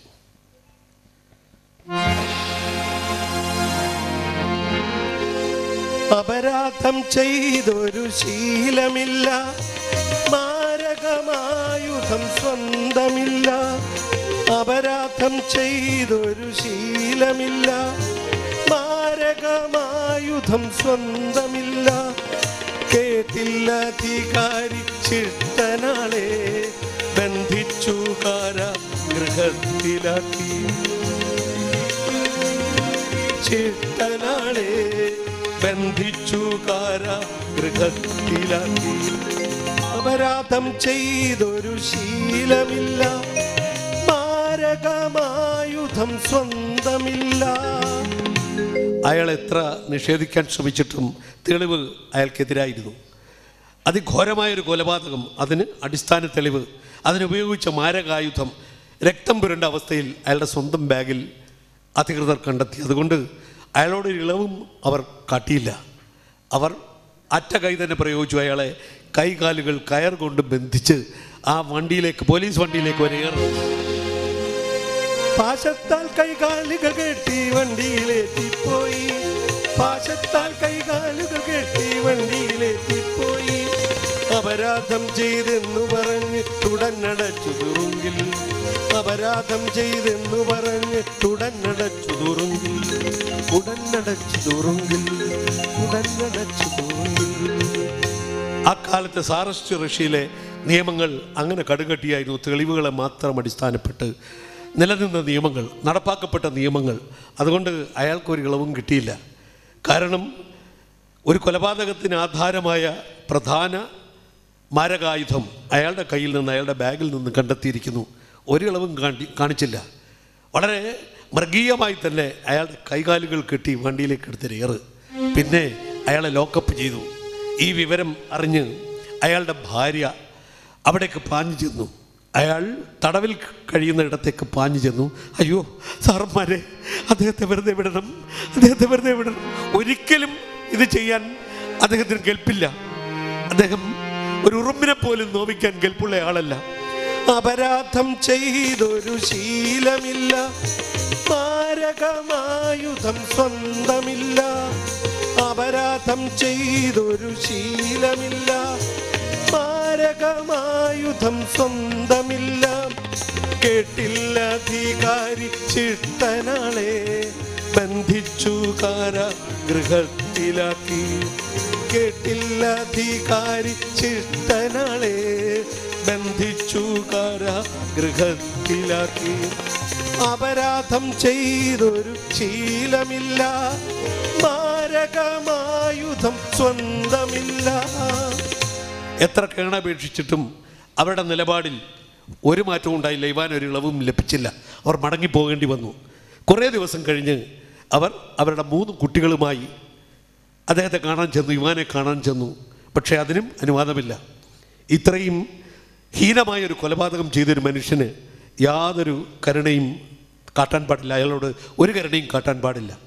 അയാളുടെ ഉറ്റവർ ചെന്ന് അയാളെ കാണുന്നത് അത് അയാൾക്കൊരു ആനുകൂല്യമാണ്. ആ ആനുകൂല്യം പോലും അയാൾക്ക് ലഭിക്കാൻ പാടില്ല എന്ന നിലപാടിലാണ്. അയ്യോ അങ്ങനെ പറയരുത്. ഇതാ അദ്ദേഹത്തിൻ്റെ 3 പിഞ്ചു കുഞ്ഞുങ്ങൾ അച്ഛനെ കാണാൻ വലിയ കൊതിയോടെ വന്നിരിക്കുകയാണ്. അനുവദിക്കണം, ഞങ്ങളെ അദ്ദേഹത്തെ കാണാൻ അനുവദിക്കണം. സാധ്യമല്ല, ഇവിടെ നിയമം അനുവദിക്കുന്നില്ല. അയാൾ ആ കരുണ അർഹിക്കുന്നില്ല, ആ പരിഗണന അയാൾ അർഹിക്കുന്നില്ല. നിങ്ങൾ മടങ്ങിപ്പോകാൻ നോക്കണം. അങ്ങനെ പറയരുത്. ആ കുഞ്ഞുങ്ങൾ കരയുന്നത് കണ്ടില്ലേ അച്ഛനെ കാണാൻ? എത്ര ദിവസമായി അച്ഛനെ കണ്ടിട്ട് എന്നുള്ള മട്ടിലാണ് അവരുടെ കരച്ചിൽ. ദേവി ഇത് അനുവദിക്കണം. പറ്റില്ല എന്ന് പറഞ്ഞില്ലേ? അയ്യോ അങ്ങനെ നിഷേധിക്കരുത്. ഞങ്ങൾക്കൊരവസരം തരികയാണെങ്കിൽ അങ്ങക്ക് 100 പുണ്യം കിട്ടും. നിയമം എന്തുമാകട്ടെ, ഒരവസരം തരൂ, ഒരവസരം, ഒരല്പനേരം കാണാൻ. അത് കേട്ടപ്പോൾ അധികാരിയുടെ മനസ്സലിഞ്ഞു. ശരി, സെൻട്രി അയാളെ കൊണ്ടുവരൂ, ഇവാനെ കൊണ്ടുവരൂ. തടവറയ്ക്കുള്ളിൽ നിന്ന് അയാളെ കൊണ്ടുവരുന്നു. അയാൾ ജയിൽ വേഷമാണ് അണിഞ്ഞിരിക്കുന്നത് എന്ന് മാത്രമല്ല, മേലാസകലം ചങ്ങല ചുറ്റിയിരിക്കുന്നു, കൈകാലുകൾ അങ്ങനെ ബന്ധിച്ചിരിക്കുന്നു. അയാൾ ഇത്രയും മാരകമായ ഒരു കുറ്റകൃത്യം ചെയ്ത ആളാണ്. അതുകൊണ്ട് അയാൾക്ക് സാമാന്യ സ്വാതന്ത്ര്യങ്ങൾ, അയാളുടെ അംഗചലനങ്ങൾക്ക് പോലും സ്വാതന്ത്ര്യം നൽകാൻ പാടില്ല എന്ന നിലപാടിലാണ്. ഈ അവസ്ഥയിൽ അയാളെ കൊണ്ടുവരുന്നത് കണ്ട് മേരി, അയാളുടെ ഭാര്യ, വാവിട്ട് നിലവിളിച്ചു. ഈ നിലയിലല്ല അദ്ദേഹത്തെ കണ്ടിട്ടുള്ളത്. അദ്ദേഹം വീട്ടിലെ സ്നേഹസൗമ്യനായ കുടുംബനാഥനാണ്, പ്രിയപ്പെട്ട ഭർത്താവാണ്, എപ്പോഴും ഗിറ്റാർ മീട്ടി പാട്ട് പാടുന്ന ആളാണ്. അയാളെ ഇങ്ങനൊരു കുറ്റവാളിയെപ്പോലെ കൊണ്ടുവരുന്നത് കണ്ടപ്പോൾ അവർ വാവിട്ട് നിലവിളിച്ചു. അയ്യോ ഇതെന്ത് കാഴ്ചയാണ് ഇവാൻ, ഇതിനും മാത്രം നിങ്ങൾ എന്ത് തെറ്റാ ചെയ്തത്? ഇവർക്കാർക്കൊന്നും മനസ്സിലാവില്ലേ? അല്ല, എനിക്കിപ്പോൾ സംശയം തോന്നുന്നു. ഞാനത് ചോദിക്കട്ടെ, ഇവാൻ നിങ്ങളുടെ ഈ ഭാര്യയോടെങ്കിലും തുറന്നു പറയൂ, ഈ കൊലപാതകവുമായി നിങ്ങൾക്ക് എന്തെങ്കിലും ബന്ധമുണ്ടോ? നിങ്ങളാണോ അത് ചെയ്തത്? അത് കേട്ട് ഇവാൻ ആകെ ഞെട്ടിപ്പോയി. മേരി, നീയും എന്നെ സംശയിക്കുകയാണോ? നീയും എന്നെ സംശയിക്കുകയാണോ? അയാൾ വാവിട്ട് നിലവിളിക്കാൻ തുടങ്ങി. അച്ഛനും അമ്മയും ഇങ്ങനെ വാവിട്ട് നിലവിളിക്കുന്നത് കണ്ട് കുഞ്ഞുങ്ങളും കരച്ചിൽ തുടങ്ങി. ഇത്രയും ആയപ്പോൾ ആ ജയിലർക്കും വല്ലാത്ത വിഷമമായി, മനപ്രയാസമായി. പക്ഷേ അയാൾ ഗൗരവം വിടാതെ ഒന്ന് അഭിനയിച്ചിട്ട് പറഞ്ഞു, ആ മതി മതി, കരച്ചിലൊക്കെ മതി, കൊള്ളാം കൊള്ളാം, എല്ലാവരും കൂടെ കൂട്ടക്കരച്ചിൽ നിർത്ത്. മിസ്സസ് ഇവാൻ, നിങ്ങളൊരു കാര്യം ചെയ്യും, കുഞ്ഞുങ്ങളെ വിളിച്ചുകൊണ്ട് വേഗം പോ. കാണാൻ അനുവദിച്ചല്ലോ, പിന്നെ ഒന്നുകൂടി മേലാൽ ഇങ്ങോട്ട് കയറുകയും ചെയ്യരുത്. അയാൾ അന്ത്യശാസനം കൊടുത്ത് വിട്ടിരിക്കുന്നു. എന്ത് ചെയ്യാം? ഇനി ഒരു മാർഗവുമില്ല. അത്ര കടുകട്ടിയാണ് സാറിസ്റ്റ് റഷ്യയിലെ നിയമങ്ങൾ. ഒരു നിവൃത്തിയുമില്ല. പക്ഷേ ഒരു സാധ്യതയുണ്ടെന്ന് ആരോ ഇവാന് പറഞ്ഞു കൊടുത്തു. സാർ ചക്രവർത്തിക്ക് തന്നെ നേരിട്ട് ദയാഹർജിക്ക് ഒരു അപേക്ഷ സമർപ്പിക്കുക. അയാളത് ചെയ്തു. അതിനൊരു ബലം കിട്ടട്ടെ എന്ന് കരുതി അയാളെ ആശ്രയിച്ച് ജീവിക്കുന്ന അയാളുടെ ഭാര്യയെ കൊണ്ടും ആ ഹർജി കൊടുപ്പിച്ചു. പക്ഷേ ഒരു ഫലവും ഉണ്ടായില്ല. സാർ ചക്രവർത്തി ആകെ നോക്കിയത് അയാളുടെ നിയമജ്ഞന്മാർ, അയാളുടെ നിയമപാലകർ നിരത്തിയ തെളിവുകൾ മാത്രമാണ്. അതിന് മീതെ അദ്ദേഹത്തിനൊരു തീരുമാനവുമില്ല. അദ്ദേഹം ഒരിളവും പ്രഖ്യാപിച്ചില്ല. പക്ഷേ ഇവാൻ വിചാരിച്ചു, ഒരു സത്യമറിയുന്ന ഒരേ ഒരാൾ ഈശ്വരൻ മാത്രമാണ്. പിന്നെ ഈ ഭൂമിയിൽ ജീവിച്ചിരിക്കുന്ന 2 പേർ, അതിലൊന്ന് കുറ്റം ചെയ്യാത്ത ഞാൻ, പിന്നെ അജ്ഞാതനായ ആ കുറ്റവാളി. ഇങ്ങനെ 3 പേർക്ക് മാത്രമാണത് അറിയാവുന്നത്. ഈ സാർ ചക്രവർത്തിക്ക് എന്തറിയാം? ഒരിളവും പ്രഖ്യാപിച്ചില്ല. അയാളെ നിഷ്കരുണം അവിടെ ജയിലിൽ ജീവപര്യന്ത തടവിന് ശിക്ഷിച്ചു. നിഷ്ഫലമായി തീർന്നു ഹർജി, ഇവാനിന് ജീവപര്യന്തം ജയിലിലാക്കി. നിഷ്ഫലമായി തീർന്നു ഹർജി, ഇവാനിന് ജീവപര്യന്തം ജയിലിലാക്കി. നീണ്ടകാലം ജയിൽ ശിക്ഷ സഹിച്ചവൻ പാപമിവാൻ പടുവൃദ്ധനായി. നീണ്ടകാലം ജയിൽ ശിക്ഷ സഹിച്ചവൻ പാപമിവാൻ പടുവൃദ്ധനായി. നിഷ്ഫലമായി തീർന്നു ഹർജി, ഇവാനിന് ജീവപര്യന്തം ജയിലിലാക്കി. ജീവപര്യന്തം തടവ് ശിക്ഷ, അതിനപ്പുറം മറ്റൊരു സാധ്യതയില്ല. 26 വർഷമാണ് ജീവപര്യന്തം. ആ കാലത്തെ നിയമം അതായിരുന്നു. പിന്നീട് കേട്ടിട്ടുണ്ട് ഇവിടെ 14 വർഷമാണെന്ന്. പിന്നെ അത് 10 വർഷമായിട്ട് ഇളവ് ചെയ്തു എന്നൊക്കെ കേട്ടിട്ടുണ്ട്. എന്താണ് ഈ കാലയളവിൻ്റെ പ്രത്യേകത? എന്താണ്? ഇതിനുള്ളിൽ അയാൾ മരിക്കുകയാണെങ്കിൽ അയാൾ ജീവപര്യന്തം ജയിലിൽ കിടന്നു എന്നവസ്ഥ വരും. അതല്ല 10 വർഷമോ 14 വർഷമോ 26 വർഷമോ അതിനുശേഷം അയാൾ ജീവിച്ചിരിക്കുകയാണെങ്കിൽ ജീവപര്യന്തം ശിക്ഷ അയാൾ സാങ്കേതികമായി ഏറ്റുവാങ്ങി. ഇവിടെ 26 വർഷമാണ്. എങ്ങനെ സമയം നീങ്ങും? അയാൾ വളരെ സ്വതന്ത്രമായി ജീവിച്ചയാൾ, അയാൾ കലാഹൃദയമുള്ള ഒരു മനുഷ്യൻ, എപ്പോഴും പാട്ടും പാടി കുഞ്ഞുങ്ങളോട് സ്നേഹം പങ്കിട്ട് ജീവിച്ച ഒരു കുടുംബനാഥൻ എങ്ങനെ കുറ്റവാളികൾ മാത്രം അടയ്ക്കപ്പെട്ട ഈ ജയിലിൽ സമയം തള്ളി നീക്കും? അതിനുള്ള സൗകര്യം അവർ ചെയ്തു കൊടുത്തിട്ടുണ്ട്. ജയിലിൽ തൊഴിൽ പഠിക്കാനുള്ള അവസരമുണ്ട്. അയാളൊരു തൊഴിൽ പഠിച്ചു, ചെരുപ്പ് നിർമ്മാണം എന്ന തൊഴിൽ. അയാളത് നന്നായി ചെയ്തു, നല്ല ചെരുപ്പുകൾ ഉണ്ടാക്കി. ഈ ചെരുപ്പുകൾ പുറത്ത് കൊണ്ടുപോയി വിൽപ്പനയ്ക്ക് വെച്ചു. അയാളുടെ ചെരുപ്പുകൾക്ക് നല്ല ഡിമാൻഡുണ്ടായി. ആ കിട്ടിയ തുക ഇത്രയും അയാൾക്ക് തന്നെ സമ്പാദ്യമായി ജയിൽ അധികൃതർ സൂക്ഷിച്ചു. ആ സമ്പാദ്യം കുമിഞ്ഞുകൂടിയപ്പോൾ അയാൾ ആലോചിച്ചു, ഞാനെന്തിന് ഇങ്ങനെ സമ്പാദിച്ചു കൂട്ടണം? എൻ്റെ വീട്ടുകാരും വരുന്നില്ല. ഒരു പക്ഷേ വിലക്ക് കൊണ്ടായിരിക്കും അവരാരും വരാത്തത്. എന്നാലും ഞാൻ എന്തിന് ഇങ്ങനെ സമ്പാദിക്കണം? എനിക്കെന്താണ് ഇതുകൊണ്ട് പ്രയോജനം? അയാൾ ആലോചിച്ചു, എന്തെങ്കിലും പ്രയോജനം വേണം. ഈ സമ്പാദ്യവുമായി ഞാൻ പുറത്തേക്ക് ചെന്നാൽ ഒരു കുറ്റവാളി ജയിൽ മോചിതനായി എത്തുമ്പോൾ വീട്ടുകാർ എങ്ങനെ സ്വീകരിക്കും? ഇന്നെൻ്റെ മക്കൾ കൊച്ചു കുഞ്ഞുങ്ങളാണ്. അവരെങ്ങനെ മാറി തീരും എന്നറിയാൻ വയ്യ വളർന്നു വരുമ്പോൾ. അതുകൊണ്ട് ഞാനിങ്ങനെ സമ്പാദിക്കുന്നതിൽ അർത്ഥമില്ല. ഇത് സപ്രയോജനമാക്കണം. എനിക്ക് സമയം തള്ളി നിൽക്കാൻ ഒരു മാർഗമുണ്ട്. വായിക്കുക, വായിച്ചറിവ് നേടുക, വായിച്ച സമയം ഇങ്ങനെ ചെലവഴിക്കുക. പുസ്തകങ്ങൾ ധന്യമായ വസ്തുക്കളാണ്. പുസ്തകങ്ങളെക്കുറിച്ച് മഹാകവി വള്ളത്തോൾ പറഞ്ഞത് ഇങ്ങനെയാണ്. പുരാണങ്ങളെക്കുറിച്ച് വള്ളത്തോൾ പറഞ്ഞത് ഇങ്ങനെയാണ്: ദണ്ഡനാധികാരത്താൽ കണ്ണുരുട്ടിയോ, സ്നേഹാഖണ്ഡ ശക്തിയാൽ കൈക്കു പിടിച്ചു നിർത്തിയോ, അനുരാഗാലണച്ചു തഴുകിയോ, ഭംഗിയിൽ പിന്തിരിപ്പിപ്പൂ നിങ്ങൾ ദുഷ്കൃതത്തിൽ നിന്നെന്നെ. ദണ്ഡനാധികാരത്താൽ കണ്ണുരുട്ടിയോ. ദണ്ഡനാധികാരമുള്ളത് ഗുരുക്കന്മാർക്കാണ്. ദണ്ഡനാധികാരത്താൽ കണ്ണുരുട്ടിയോ, പുസ്തകം ഗുരുവാണ്. സ്നേഹാഖണ്ഡ ശക്തിയാൽ കൈക്കു പിടിച്ചു നിർത്തിയോ, അങ്ങനെ അഖണ്ഡമായ ശക്തി കൊണ്ട് നമ്മെ പിടിച്ചു നിർത്താൻ അധികാരമുള്ളത് അമ്മയ്ക്കാണ്. പുസ്തകം അമ്മയാണ്. ഭംഗിയിൽ അനുരാഗാലണച്ചു തഴുകിയോ, അത് കാമുകയാണ് ചെയ്യുന്നത്. പുസ്തകം കാമുകയാണ്. പുസ്തകം ഗുരുവാണ്, പുസ്തകം അമ്മയാണ്, പുസ്തകം കാമുകയാണ്. അങ്ങനെ വിവിധ ഭാവങ്ങളുള്ള പുസ്തകങ്ങൾ എന്ത് ചെയ്യുന്നു? പിന്തിരിപ്പിപ്പൂ ദുഷ്കൃതത്തിൽ നിന്ന്, എന്നെ വേണ്ടാതനങ്ങളിൽ നിന്ന് എന്നെ വ്യതിചലിപ്പിക്കുന്നു, എന്നെ നല്ല വഴിക്ക് നയിക്കുന്നു. ഇങ്ങനെയുള്ള സമാനമായ ഒരു ദർശനം അയാൾക്ക് ഉൾക്കൊള്ളാൻ കഴിഞ്ഞു. അതുകൊണ്ട് അയാൾ പുസ്തകം വാങ്ങി, ധാരാളം പുസ്തകങ്ങൾ വാങ്ങി. പുസ്തക മായാലോകത്ത് അയാൾ ഒഴുകി നടന്നു. പുസ്തകങ്ങളുടെ മായാലോകം, പുസ്തകമായാലോകം, ഇത് ലോക സാഹിത്യ നിലയം. പുസ്തകമായാലോകം, ഇത് ലോക സാഹിത്യ നിലയം.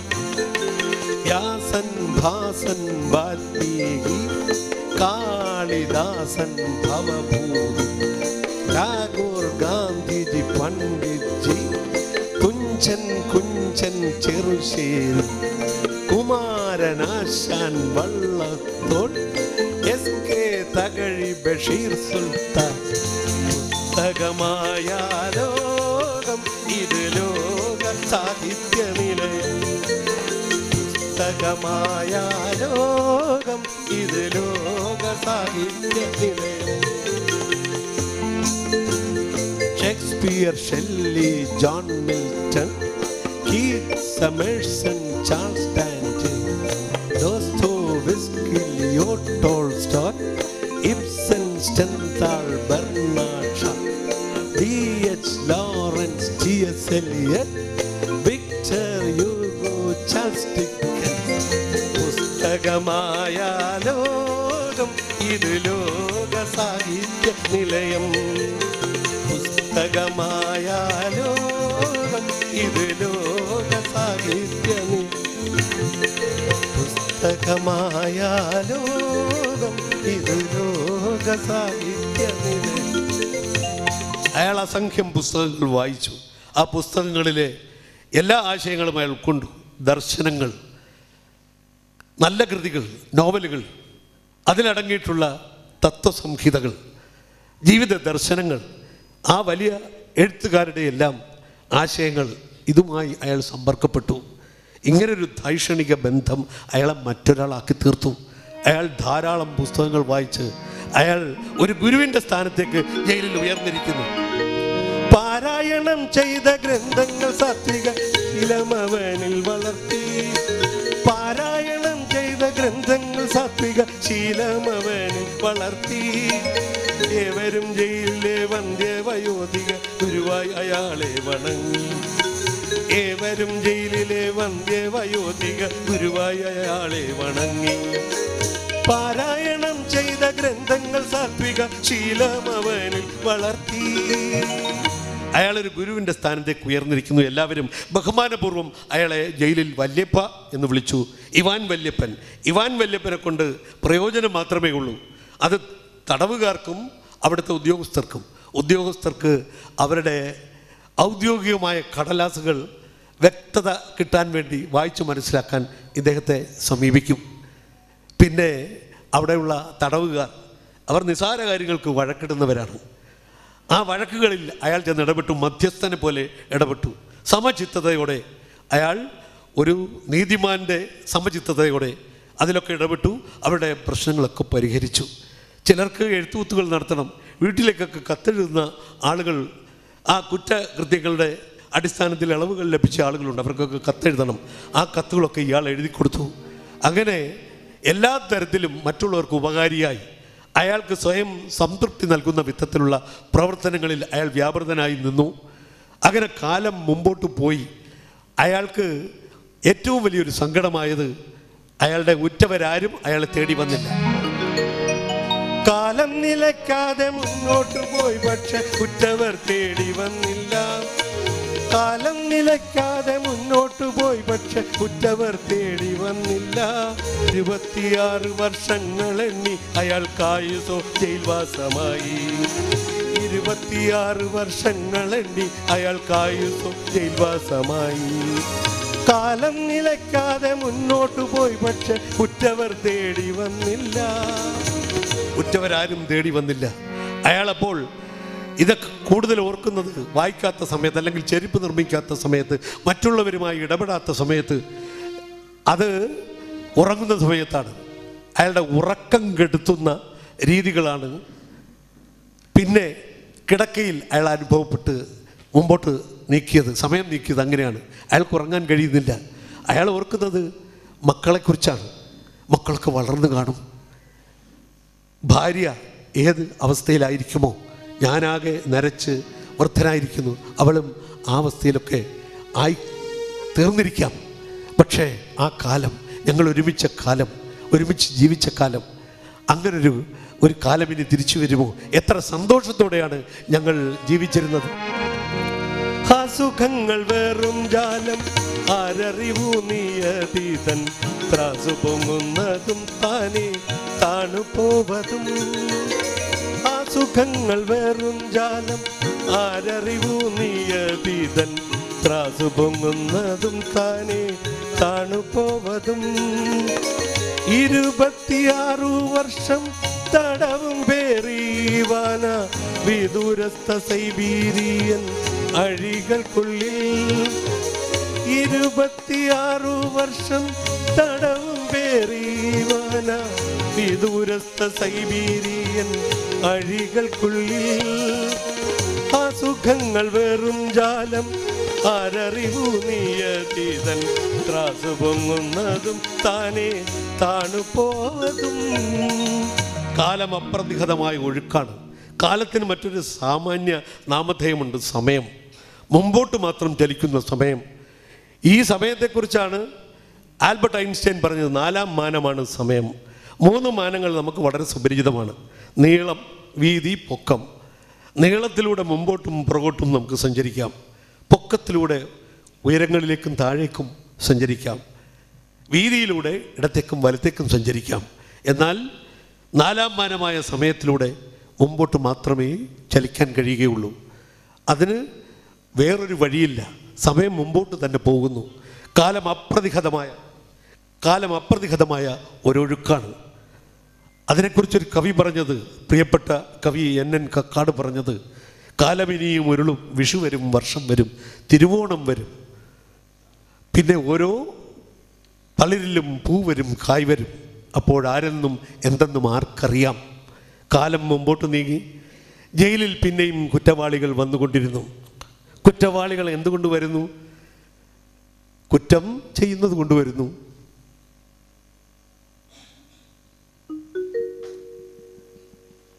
രണ്ട് ഭാവങ്ങളാണ് മനുഷ്യ മനസ്സിലുള്ളത്. നന്മ കാത്തു സൂക്ഷിക്കുന്ന ഒന്ന്, തിന്മ ഉന്മുഖമായ മറ്റൊരു ഭാവം. പണ്ടൊരു നാളിൽ പട്ടണ നടുവിൽ പാതിര നേരം സൂര്യൻ ഉദിച്ചു. അപ്പോൾ തിന്മയുടെ വിളയാട്ടം കണ്ട വയലാർ രാമവർമ്മ അങ്ങനൊരു പാട്ടെഴുതി. പണ്ടൊരു നാളിൽ പട്ടണ നടുവിൽ പാതിര നേരം സൂര്യൻ ഉദിച്ചു. അപ്പോൾ നടക്കുന്ന അനാശാസ്യ പ്രവൃത്തികളൊക്കെ വെളിവായി. രഹസ്യത്തിലാണ്, ഇരുട്ടിലാണ്, തമസിലാണ് ഇത്തരം തിന്മയുടെ ഭാവങ്ങൾ ഉണരുന്നത്. ഇപ്പോൾ പിന്നെ ഈ തിന്മയുടെ ഭാവങ്ങൾക്ക് രാവെന്നോ പകലെന്നോ ഇല്ല, തിന്മ വിളയാടുകയാണ്. എങ്കിലും നമ്മളൊരു തെരഞ്ഞെടുപ്പിൻ്റെ ഭാഷയിലൊക്കെ പറഞ്ഞാൽ നന്മ നേരിയ ഭൂരിപക്ഷത്തിൽ ജയിച്ചു കൊണ്ടിരിക്കുകയാണ്. പക്ഷേ തിന്മ എപ്പോഴും സജീവമാണ്. അതുകൊണ്ട് കുറ്റവാസന എപ്പോഴും മനുഷ്യനുണ്ട്. മനുഷ്യ മനസ്സിൻ്റെ ഒരു ഭാഗമാണ് തിന്മ. ആ തിന്മ സജീവമാകുമ്പോൾ കുറ്റകൃത്യങ്ങൾ ചെയ്യുന്നു. അങ്ങനെ ഒരുപാട് കുറ്റവാളികൾ ജയിലിലേക്ക് വന്നുകൊണ്ടിരുന്നു. ഒരു ദിവസം കുറേ അധികം കുറ്റവാളികൾ വന്ന ദിവസം ആ കൂട്ടത്തിൽ ഒരു പൊക്കമുള്ള ഒരു മനുഷ്യൻ വന്നു. നല്ല തടിയും ആരോഗ്യവുമുള്ള ഒരു 60-കാരൻ. അയാൾ വന്ന് കയറിയപ്പോൾ തന്നെ ഇവാൻ അയാളെ ശ്രദ്ധിച്ചു, ചോദിച്ചു, ഏയ്, നിങ്ങളെ എന്തിനാണ് തടവിലാക്കിയത്?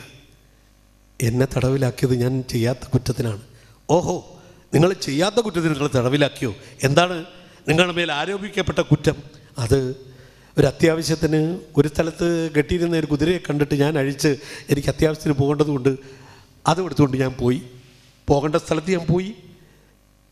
തിരിച്ചു വരുന്ന വഴിക്ക് എന്നെ പോലീസ് പിടികൂടി. കാരണം ആ കുതിരയുടെ ഉടമസ്ഥൻ പരാതി കൊടുത്തു. അപ്പോൾ അത് തൊണ്ടി മുതലായി. തൊണ്ടി സഹിതം എന്നെ പിടിച്ച് ജയിലിലിട്ടിരിക്കുകയാണ്. സാരമില്ല, ഇപ്പോൾ ചെയ്യാത്ത കുറ്റത്തിന് ഞാൻ അകത്തായി. എന്നാൽ ഇതിലും കൊടിയ കുറ്റം ഞാൻ ചെയ്തിട്ടുണ്ട്. പക്ഷെ അന്ന് ആരും അറിഞ്ഞില്ല, പിടിച്ചില്ല. അത് കേട്ടപ്പോൾ ഇവാൻ വലിയ കൗതുകമായി. നിങ്ങൾ എന്താ പറഞ്ഞത്? നിങ്ങൾ ഒരു കുറ്റം ചെയ്തിട്ട് മുമ്പ് ആരും അറിഞ്ഞില്ല എന്ന്. എന്താ നിങ്ങളുടെ പേരെന്താണ്? നിങ്ങൾ എവിടുത്തുകാരനാണ്? എൻ്റെ പേര് മക്കാർ, ഞാൻ വ്ളാഡിമിർ ദേശത്തുള്ളതാണ്. എന്താ പറഞ്ഞത്? മക്കാർ എന്നാണല്ലോ എൻ്റെ പേര്, ഞാൻ വ്ളാഡിമിർ ദേശത്തുകാരൻ. മക്കാർ എന്നാണല്ലോ എൻ്റെ പേര്, ഞാൻ വ്ളാഡിമിർ ദേശത്തുകാരൻ. ഓഹോ, നിങ്ങൾ വ്ളാഡിമിർ ദേശത്തുകാരനാണല്ലേ? അറിയുമോ മക്കാറെ വ്ളാഡിമിർ ദേശത്തെ അക്സനോ വീട്ടിലെ അംഗങ്ങളെ? അറിയുമോ മക്കാറെ ദേശത്തെ അക്സനോ വീട്ടിലെ അംഗങ്ങളെ? മക്കാർ എന്നാണല്ലോ എൻ്റെ പേര്, ഞാൻ വ്ളാഡിമിർ ദേശത്തുകാരൻ. വ്ളാഡിമിർ ദേശത്തെ ആളെന്നുള്ള നിലയ്ക്ക് നിങ്ങളോട് ഞാനൊരു കാര്യം ചോദിക്കട്ടെ. അവിടെ അക്സനോ വീട്ടുകാരെ അറിയുമോ? അക്സനോ വീട്ടുകാർ പിന്നെ അറിയുമോന്നോ? അവരെ അറിയാത്തവരായി ആരെങ്കിലും ഉണ്ടോ? അവരിപ്പോഴും വലിയ പണക്കാരാണ്. അവരുടെ അച്ഛൻ്റെ കാലത്തേക്കാൾ ആ 3 ആൺമക്കൾ മിടുക്കന്മാരായി കച്ചവടം ചെയ്ത് ജീവിക്കുന്നു. വലിയ പണക്കാരാണ് അവിടെ. അവരുടെ അച്ഛൻ പക്ഷേ വീട്ടിലില്ല. അദ്ദേഹം എവിടെയാണ്? അദ്ദേഹം ഇവിടെ എവിടെയോ ജയിലിലാണ്. ഈ സൈബീരിയയിൽ എവിടെയോ തടവിൽ കിടക്കുകയാണ്. ഇത് പറയുമ്പോൾ അയാളുടെ മുഖത്തെ ഭാവവ്യത്യാസം ഇവാൻ ശ്രദ്ധിച്ചു. എന്തോ ഒരു പതർച്ചയുണ്ട് അയാൾക്കത് പറയുമ്പോൾ. മുഖത്തെ ഭാവങ്ങളിൽ നിന്ന് മനസ്സിനുള്ളിൽ എന്താണ് എന്ന് നിർണയിക്കുവാൻ അയാൾക്കൊരു സിദ്ധി ലഭിച്ചിരിക്കുന്നു. അത് പുസ്തക വായനയിലൂടെയാണ്. പുസ്തക വായനയിലൂടെ മനുഷ്യ മനസ്സിൻ്റെ വളരെ വിദഗ്ധമായ അപഗ്രഥനങ്ങൾ പഠിച്ചതിലൂടെ അയാൾക്ക് വളരെ പെട്ടെന്ന് ഒരാളിൻ്റെ മുഖത്ത് നിന്ന് പലതും വായിച്ചെടുക്കാൻ കഴിയുന്നു. അപ്പോൾ ആ പതറിയ മനുഷ്യൻ മക്കാർ ഇദ്ദേഹത്തോടൊരു ചോദ്യം, അല്ല വല്യപ്പ, നിങ്ങളെ എന്തിനാണ് ഈ ജയിലിൽ കൊണ്ടുവന്നിട്ടിരിക്കുന്നത്? അയാളൊന്നും മിണ്ടിയില്ല കുറച്ചു നേരം. നിങ്ങളെ എന്തിനാണ് ജയിലിൽ കൊണ്ടുവന്നിട്ടിരിക്കുന്നത്? ഞാൻ ചെയ്ത കുറ്റങ്ങൾക്ക് ഈശ്വരൻ തന്ന ശിക്ഷയാണിത്. അങ്ങനെ പറയാൻ അയാൾ ശീലിച്ചിരിക്കുന്നു. അയാൾ മുമ്പൊക്കെ പറയുമായിരുന്നു, ചെയ്യാത്ത കുറ്റത്തിന് എന്നെ തെറ്റായി ഇവിടെ കൊണ്ടുവന്നിട്ടതാണെന്ന്. പക്ഷെ അങ്ങനെ പറഞ്ഞിട്ടൊരു പ്രയോജനവുമില്ല എന്നയാൾക്ക് മനസ്സിലായി. അയാളിങ്ങനെ പുസ്തകങ്ങളുടെ ലോകത്ത് ഒഴുകി നടന്നപ്പോൾ, ആശയങ്ങളുടെ ലോകത്ത് ഒഴുകി നടന്നപ്പോൾ, ദർശനങ്ങളുടെ ലോകത്ത് ഒഴുകി നടന്നപ്പോൾ അയാളുടെ മനസ്സിലെ അത്തരം ഭാവങ്ങൾ, ആ ക്രൂഡ് എന്ന് നമ്മൾ ഇംഗ്ലീഷിൽ പറയാറുള്ള ആ ഭാവങ്ങളൊക്കെ തന്നെ തവിഞ്ഞിരിക്കുന്നു. അയാളിപ്പോൾ എല്ലാം സമചിത്തതയോടെ കാണുന്നു. അയാളുടെ നിഘണ്ടുവിൽ നിന്ന് ചില വാക്കുകൾ അങ്ങനെ മാഞ്ഞുപോയി, തേഞ്ഞുപോയി, മറഞ്ഞുപോയി. അയാൾക്ക് പ്രതികാരം എന്നൊന്നില്ല. പ്രതികാരം എന്ന വാക്ക് അയാളുടെ അന്തരംഗത്തിലില്ല. ആ തരത്തിൽ അയാൾ വല്ലാതെ മാറിപ്പോയിരിക്കുന്നു. അതുകൊണ്ട് അയാൾ ഇങ്ങനെ പറഞ്ഞു, എന്നെ ഈശ്വരൻ ശിക്ഷിച്ചതാണ് എൻ്റെ പാപങ്ങൾക്ക്. എന്നാൽ കേട്ടുനിന്ന മറ്റു തടവുകാർക്ക് ഇയാൾ മുമ്പ് പറഞ്ഞ കഥകൾ ഓർമ്മ വന്നു. അന്ന് ഇവാൻ പറഞ്ഞത് യഥാർത്ഥ കാര്യമാണ്. അതവർ ഓർത്തു. പണ്ടൊരു മണിക്കിനെ കൊന്നിട്ട് കത്തിയൻ സഞ്ചിയിലിട്ടിട്ട് പോയൊരുത്തൻ. പണ്ടൊരു മണിക്കിനെ കൊന്നിട്ട് കത്തിയൻ സഞ്ചിയിലിട്ടിട്ട് പോയൊരുത്തൻ. നീതിക്ക് മുന്നിലെ തെളിവിനാൽ കാരാഗൃഹത്തിൽ ഞാൻ പെട്ടുപോയി. നീതിക്ക് മുന്നിലെ തെളിവിനാൽ കാരാഗൃഹത്തിൽ ഞാൻ പെട്ടുപോയി. അത് കേട്ട് മക്കാർ വല്ലാതെ അസ്വസ്ഥനാകുന്നത് ഇവാൻ കണ്ടു. ഇയാളെന്തിന് ഈ ഭാഗം കേട്ട് അസ്വസ്ഥനാവണം? അവിടെയും തീർന്നില്ല. അയാൾ ചോദിക്കുന്നു, അല്ല ഇതെനിക്ക് വിശ്വസനീയമായിട്ട് തോന്നുന്നില്ല. ഏത്? അല്ല, നിങ്ങളുടെ ബാഗിൽ മറ്റൊരാൾ കത്തി കൊണ്ടുവന്നിട്ടത് നിങ്ങൾ അറിഞ്ഞില്ലേ? അങ്ങനെ പറഞ്ഞു കഴിഞ്ഞപ്പോൾ വീണ്ടും ഇവാൻ അയാളെ സൂക്ഷിച്ചു നോക്കി. ഇവരെന്തിനാണ് അങ്ങനൊരു വാദം നിരത്തുന്നത്? ഇവനത് കണ്ടോ? ഇവനതിന് സാക്ഷിയാണോ? ഇവനാവാം അന്ന് ആ അരുങ്കൊല ചെയ്തത്, ഇവൻ തന്നെയാകാം. പക്ഷേ അയാൾ തീർത്തും സമചിത്തതയോടെ അങ്ങോട്ട് സംസാരിച്ചു. ദേ മക്കാറെ, പിന്നെ അന്ന് ആ കൊലപാതകം പിന്നെ അവിടെ നടന്ന കാലത്ത് അവിടെ വ്ളാഡിമിറിൽ ആരെങ്കിലും എന്തെങ്കിലും പറഞ്ഞു കേട്ടോ? ആരാണ് ആ കൊല ചെയ്തത് എന്നോ മറ്റോ നിങ്ങൾ പറയുന്നത് കേട്ടോ? ഏയ്, അങ്ങനൊരു സംസാരമൊന്നും അവിടെ ഒന്നും ഉണ്ടായില്ല. അതൊക്കെ ഒരുപാട് കാലമായില്ലേ, ഞാനെല്ലാം മറന്നു. ഇങ്ങനെ ഒഴിഞ്ഞു മാറാൻ ഇത്തരം അഭിനയം എല്ലാം ഇവാന് പുതിയൊരു വെളിപാടുണ്ടാക്കിയിരിക്കുന്നു. അയാളൊരു സത്യം തിരിച്ചറിഞ്ഞിരിക്കുന്നു.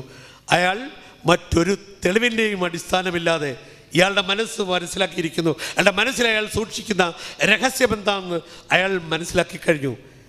ആ പാവം മൈക്കിളിനെ കൊന്നത് ഇവൻ തന്നെയാണ്, ഈ മക്കാർ തന്നെയാണ്, ഒരു സംശയവുമില്ല. പക്ഷേ അതൊന്നും പുറത്തു പറയാൻ അയാൾ തയ്യാറായില്ല. അന്ന് രാത്രി ഉറങ്ങാൻ ചെന്ന് കിടന്നു. അപ്പോഴും മനസ്സിലേക്ക് ഓടി വരുന്നത് പിഞ്ചു കുഞ്ഞുങ്ങളുടെയും ഭാര്യയുടെയും മുഖമാണ്. അന്ന് കണ്ട മുഖം മാത്രം. അവർക്കെന്ത് മാറ്റം വന്നു എന്ന് സങ്കല്പിക്കാൻ അയാൾക്ക് കഴിയുന്നില്ല. എൻ്റെ കുഞ്ഞുങ്ങൾ തന്നെയാണ്, എൻ്റെ ഭാര്യ സുന്ദരിയാണ്. ആ തരത്തിലൊക്കെ ഞാൻ ആലോചിച്ച് പിന്നെയും സമയം തള്ളി നിൽക്കുകയാണ്. ദിവസങ്ങളും ആഴ്ചകളും കഴിഞ്ഞു പോകുന്നു. പിന്നെയും എത്രയോ മഞ്ഞുള്ള രാവുകൾ കണ്ണുനീർത്തുള്ളികൾ വാർത്തു. പിന്നെയും എത്രയോ മഞ്ഞുള്ള രാവുകൾ കണ്ണുനീർത്തുള്ളികൾ വാർത്തു. പിന്നെയും എത്രയോ കാറ്റടിച്ചു കരപ്പച്ചകൾ എത്രമേൽ പൂത്തു. പിന്നെയും എത്രയോ കാറ്റടിച്ചു കരപ്പച്ചകൾ എത്രമേൽ പൂത്തു. ദിവസങ്ങൾ പിന്നെയും കൊഴിഞ്ഞു വീണുകൊണ്ടിരുന്നു. ഒരു ദിവസം രാത്രി ഉറക്കം വരാതെ ഇവാൻ ജയിലിന് പുറത്തിറങ്ങി, സെല്ലിന് പുറത്തിറങ്ങി.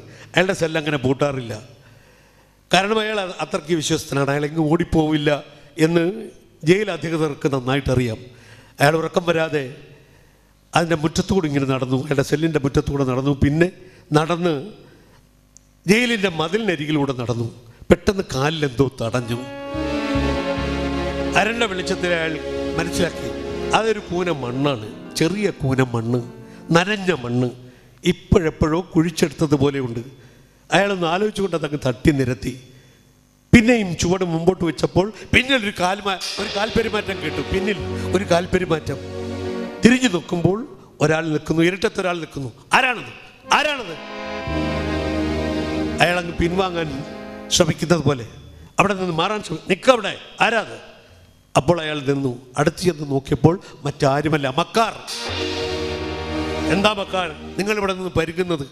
ഏയ് ഒന്നുമില്ലേ, നിങ്ങൾ വല്ലാതെ പരുങ്ങുന്നുണ്ടല്ലോ. ഏയ് ഒന്നുമില്ല. എന്താണെന്ന് സത്യം പറയൂ.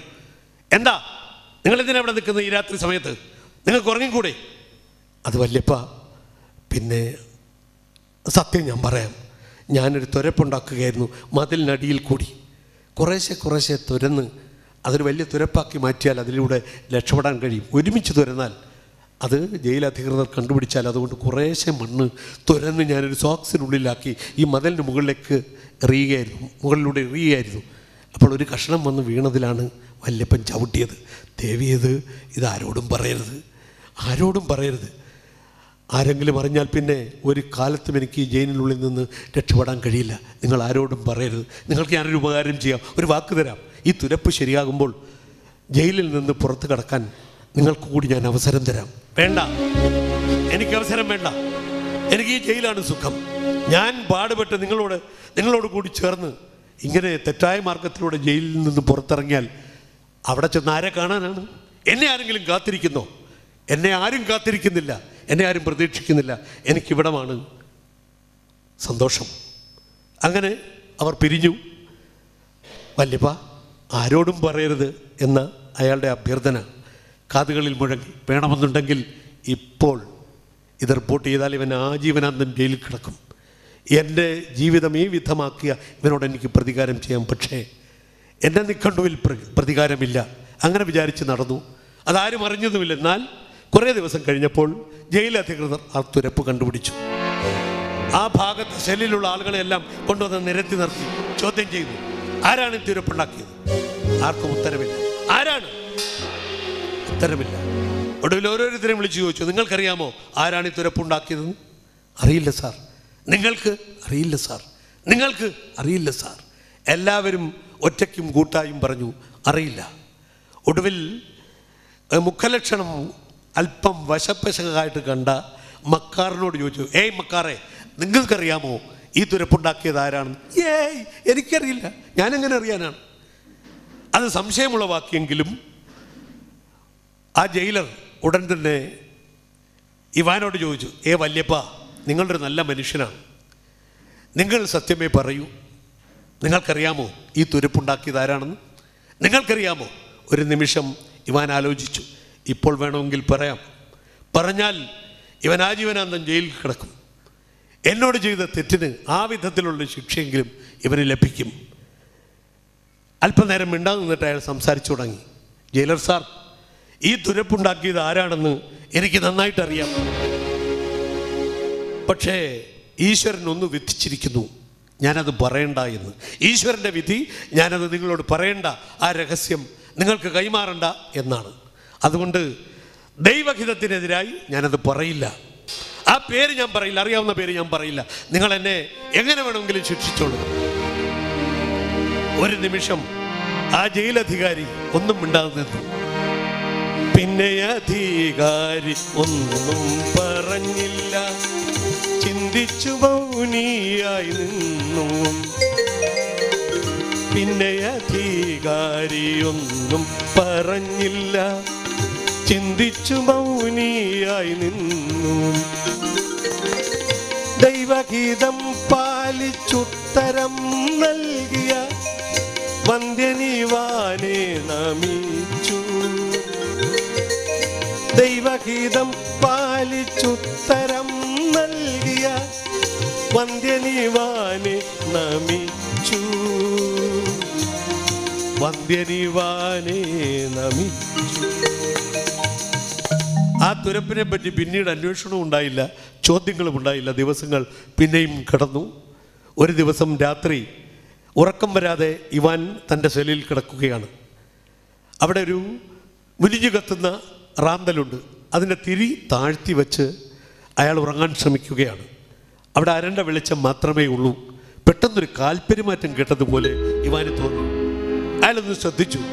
പിന്നെ കേട്ടത് തേങ്ങിക്കരയുന്ന ഒരു മനുഷ്യൻ്റെ ശബ്ദമാണ്. അയാൾ എഴുന്നേറ്റു. ഇവാൻ എഴുന്നേറ്റ് ഇന്ന് റാന്തൽ തിരി ഉയർത്തി. ആ മുറിയിലാകെ വെളിച്ചം പരന്നു.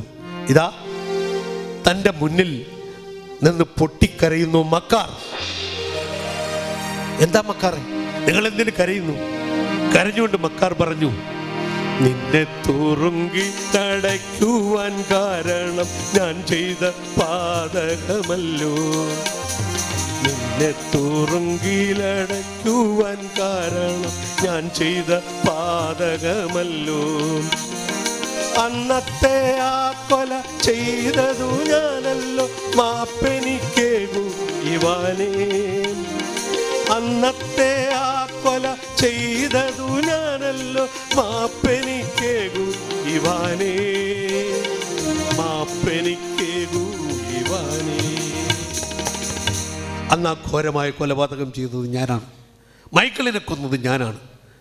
അത് കഴിഞ്ഞ് ഞാൻ നിങ്ങളെയും വധിക്കാൻ പ്ലാനിട്ടിരുന്നു. പക്ഷേ ആ സമയത്ത് ഞാൻ ഭയന്നു പോകുന്ന, എൻ്റെ ശ്രദ്ധ വ്യതിചലിപ്പിക്കുന്നൊരു ശബ്ദം കേട്ട് പുറത്തൊരു വേഴാമ്പൽ കരയുന്നത് കേട്ട് ഞാൻ ഭയന്നു പോയി. പിന്നെ ആ മുറി വിട്ടു പോവുക എന്നതേ ഉള്ളൂ മാർഗം. ഞാൻ ബാഗ് എടുത്തു, എൻ്റെ കഠാര നിങ്ങളുടെ ബാഗ് തുറന്ന് അതിൽ വെച്ചു, ജനാല വഴി രക്ഷപ്പെടുകയും ചെയ്തു. ഇത് കേട്ടപ്പോൾ യാതൊരു കുലുക്കവുമില്ലാതെ അയാൾ നിൽക്കുകയാണ്, ഇവാൻ നിൽക്കുകയാണ്. മക്കാർ പ്രതീക്ഷിച്ചതൊരു പൊട്ടിത്തെറിയായിരുന്നു. ഒരു സാധാരണ മനുഷ്യന് ഈ രഹസ്യം അറിയുമ്പോൾ എന്തുമാത്രം വികാര വിക്ഷോഭം ഉണ്ടാക്കും എന്ന കണക്കൂട്ടലിൽ നിൽക്കുകയാണ്. പക്ഷേ യാതൊന്നും സംഭവിക്കാത്ത മാതിരി അചഞ്ചലനായി കാറ്റിൽപ്പെടാ ദീപം എന്ന പോലെ അയാൾ അങ്ങനെ നിൽക്കുന്നു. ഒടുവിൽ ഒരു ചെറു മന്ദഹാസം ഉതിർത്തിട്ട് ഇവാൻ പറഞ്ഞു, മക്കാറെ, നിങ്ങൾ ജയിലിൽ വന്ന ദിവസം തന്നെ എനിക്ക് മനസ്സിലായി നിങ്ങളാണ് ആ കൊലപാതകം ചെയ്തത് എന്ന്. ആരും പറഞ്ഞിട്ടല്ല, ഞാനത് മനസ്സിലാക്കി. ഈ 26 വർഷക്കാലത്തെ തടവ് ജീവിതം എന്നെ പലതും പഠിപ്പിച്ചു. എൻ്റെ മനസ്സിനെ മറ്റാർക്കും എത്താൻ കഴിയാത്ത ഉയരത്തിൽ ആ ജയിൽ ജീവിതം എന്നെ ഉയർത്തി. അതുകൊണ്ട് നിങ്ങളെപ്പോലൊരു സാധാരണ കുറ്റവാളിയുടെ മുഖത്ത് നിന്ന് നിങ്ങളുടെ ഉള്ളിലുള്ള ആ രഹസ്യം എനിക്ക് വളരെ പെട്ടെന്ന് മനസ്സിലായി. എനിക്ക് വേണമെന്നുണ്ടായിരുന്നെങ്കിൽ അധികൃതരോട് അത് റിപ്പോർട്ട് ചെയ്യാമായിരുന്നു. നിങ്ങളന്ന് തുരപ്പുണ്ടാക്കിയപ്പോൾ ആ മണ്ണ് നിലത്ത് കിടക്കുന്ന ആ സന്ദർഭത്തിൽ തന്നെ എനിക്ക് റിപ്പോർട്ട് ചെയ്യാമായിരുന്നു. പിന്നീട് എല്ലാവരെയും ചോദ്യം ചെയ്തപ്പോഴും എനിക്ക് അത് പറയാമായിരുന്നു. പക്ഷേ ഞാനത് പറഞ്ഞില്ല. കാരണം ഞാൻ തീർത്തും വിശ്വസിച്ചത് അത് ഈശ്വരൻ്റെ വിധിയാണ്. ഞാൻ പറയണ്ട എന്ന് വിധിച്ചിരിക്കുന്നത് ഈശ്വരനാണ്. ഈശ്വരൻ്റെ വിധിക്കപ്പുറം എനിക്കൊരു നിലപാടില്ല. അങ്ങനെയുള്ള ആ മഹാനുഭാവനായ സർവേശ്വരൻ നിങ്ങളുടെ ഈ തെറ്റ് തീർച്ചയായും പൊറുത്തിട്ടുണ്ട്. അല്ലെങ്കിൽ നിങ്ങൾക്ക് അതിന് നേരത്തെ ശിക്ഷ കിട്ടുമായിരുന്നു. മക്കാർ ഒരു കാര്യം കരയാതെ ശാന്തനായി പോയി കിടന്നുറങ്ങൂ. അയാൾ പിന്നെയും വാവിട്ട് നിലവിളിച്ചുകൊണ്ട് അയാളുടെ കിടക്കയിൽ പോയി കിടന്നു. ഇവാൻ തിരി താഴ്ത്തിയിട്ട് തൻ്റെ കിടക്കയിലും കിടന്നു. ആ രാത്രി ഇരുണ്ട് വെളുത്തു. നേരം പുലർന്നപ്പോൾ ഒരു ജയിൽ ഉദ്യോഗസ്ഥൻ അത്യാഹ്ലാദത്തോടെ ഓടി വരുന്നു. ഇവാൻ സന്തോഷ വർത്തമാനം, ചക്രവർത്തി നിങ്ങളെ മോചിപ്പിച്ചിരിക്കുന്നു, നിങ്ങൾ ജയിൽ മോചിതനായിരിക്കുന്നു. ഓടി വന്ന് അയാളുടെ സെല്ലിന് മുന്നിൽ നിന്ന് വിളിച്ചു പറഞ്ഞു, ഇവാൻ ഇതെന്തുറക്കമാണ്? അയാൾ നല്ല ഉറക്കമാണ്. തലേന്നൊക്കെ അയാൾ ഉറക്കം വരാതെ കൂടി കൊണ്ട് നടക്കുന്നത് നമ്മൾ കണ്ടതാണ്. ഇവാൻ എഴുന്നേക്ക്, ഈ സന്തോഷ വർത്തമാനം നിങ്ങൾക്ക് കേൾക്കണ്ടേ? ചെന്നപ്പോഴും അയാൾ നല്ല ഉറക്കമാണ്. ചെന്ന് തട്ടി വിളിച്ചു. ഇവാൻ ഉണരുന്നില്ല, നല്ല ഉറക്കമാണ്. ഒന്ന് തട്ടി വിളിച്ചപ്പോൾ, ഒന്ന് തൊട്ടപ്പോൾ ആ ഉദ്യോഗസ്ഥന് സംശയം തോന്നി. അയാൾ ആ ശരീരത്തിലൊന്ന് സ്പർശിച്ചു. ആ ശരീരം തണുത്ത് മരവിച്ചിരിക്കുന്നു. ഇവാന്റെ കണ്ണുകൾ എന്നേക്കുമായി അടഞ്ഞു കഴിഞ്ഞു. മരണം കവർന്നവൻ നിശ്ചലനായി നിത്യമാം നിദ്രയിൽ ആണ്ടുപോയി. മരണം കവർന്നവൻ നിശ്ചലനായി നിത്യമാം നിദ്രയിൽ ആണ്ടുപോയി. വിശ്രാന്തിയാർന്നു വിചിത്ര കഥ നായകനായി പൊലിഞ്ഞു പോയി. വിശ്രാന്തിയാർന്നു വിചിത്ര കഥ നായകനായി പൊലിഞ്ഞു പോയി. മരണം കവർന്നവൻ നിശ്ചലനായി നിത്യമാം നിദ്രയിൽ ആണ്ടുപോയി. ചെയ്യാത്ത കുറ്റത്തിന് 26 വർഷത്തെ തടവ് ശിക്ഷ. അങ്ങനെ പരിവർത്തിക്കപ്പെട്ട ഒരു മനസ്സുമായി അയാൾ ജീവിച്ചു. ഇപ്പോൾ അയാളുടെ ഭൗതിക ശരീരം ചലനമറ്റിരിക്കുന്നു. അതിന് ചൈതന്യം നഷ്ടപ്പെട്ടിരിക്കുന്നു. ജീവൻ്റെ തുടിപ്പ് നഷ്ടപ്പെട്ടിരിക്കുന്നു. ജീവൻ്റെ തുടിപ്പ് നഷ്ടപ്പെട്ടാൽ പിന്നെ ശരീരത്തിൽ കുടികൊള്ളുന്നു എന്ന് പറയുന്ന ആത്മാവിന് മോചനമാണ്. ആത്മാവിന് മരണമില്ല. അത് സൂക്ഷ്മമാണ്. അത് മറ്റെവിടെങ്കിലും പ്രവേശിക്കും എന്നാണ് പറയുന്നത്. ഇതാ ഒരു വെളുത്ത ചിത്രശലഭം ആ അഴികൾക്കിടയിലൂടെ പറന്നു വരുന്നു. എൻ്റെ ശരീരത്തിന് ചുറ്റും അത് പാറിക്കളിക്കുന്നു. ഒരു പക്ഷേ ഇവാന്റെ ആത്മാവും പേറി വന്ന് അത് ചിറകടിക്കുന്നതാവാം. ആ ആത്മാവ്, ഇവാന്റെ ആത്മാവ് അപ്പോഴും പാടുകയായിരുന്നു. മഞ്ഞു പൊഴിഞ്ഞല്ലോ മാമരം ശിശിരത്തിൽ മഞ്ഞയിലകൾ കൊഴിച്ചുവല്ലോ, മഞ്ഞയിലകൾ കൊഴിച്ചുവല്ലോ. മഞ്ഞു പൊഴിഞ്ഞല്ലോ മാമരം ശിശിരത്തിൽ മഞ്ഞയിലകൾ പൊഴിച്ചുവല്ലോ, മഞ്ഞയിലകൾ പൊഴിച്ചുവല്ലോ. God sees the truth but waits. ദൈവം സത്യമറിയുന്നു, പക്ഷേ കാത്തിരിക്കുന്നു. അവിടെ പൂർണ്ണമാകുന്നു നിരപരാധി എന്ന കഥാപ്രസംഗം. കേട്ടിരുന്ന നിങ്ങൾക്ക്, സംഘാടകർക്ക് വിശിഷ്യ തൻ്റെ വിലപ്പെട്ട സമയം ഇവിടെ ഈ എളിയ കഥാപ്രസംഗ പരിപാടിക്ക് വേണ്ടി സമർപ്പിച്ച് കുടുംബസമേതം ഇരുന്ന് കേട്ട സഖാവ് MA ബേബിക്ക് എല്ലാ അഭിവാദ്യങ്ങളും നന്ദിയും അർപ്പിക്കുന്നു. നമസ്കാരം.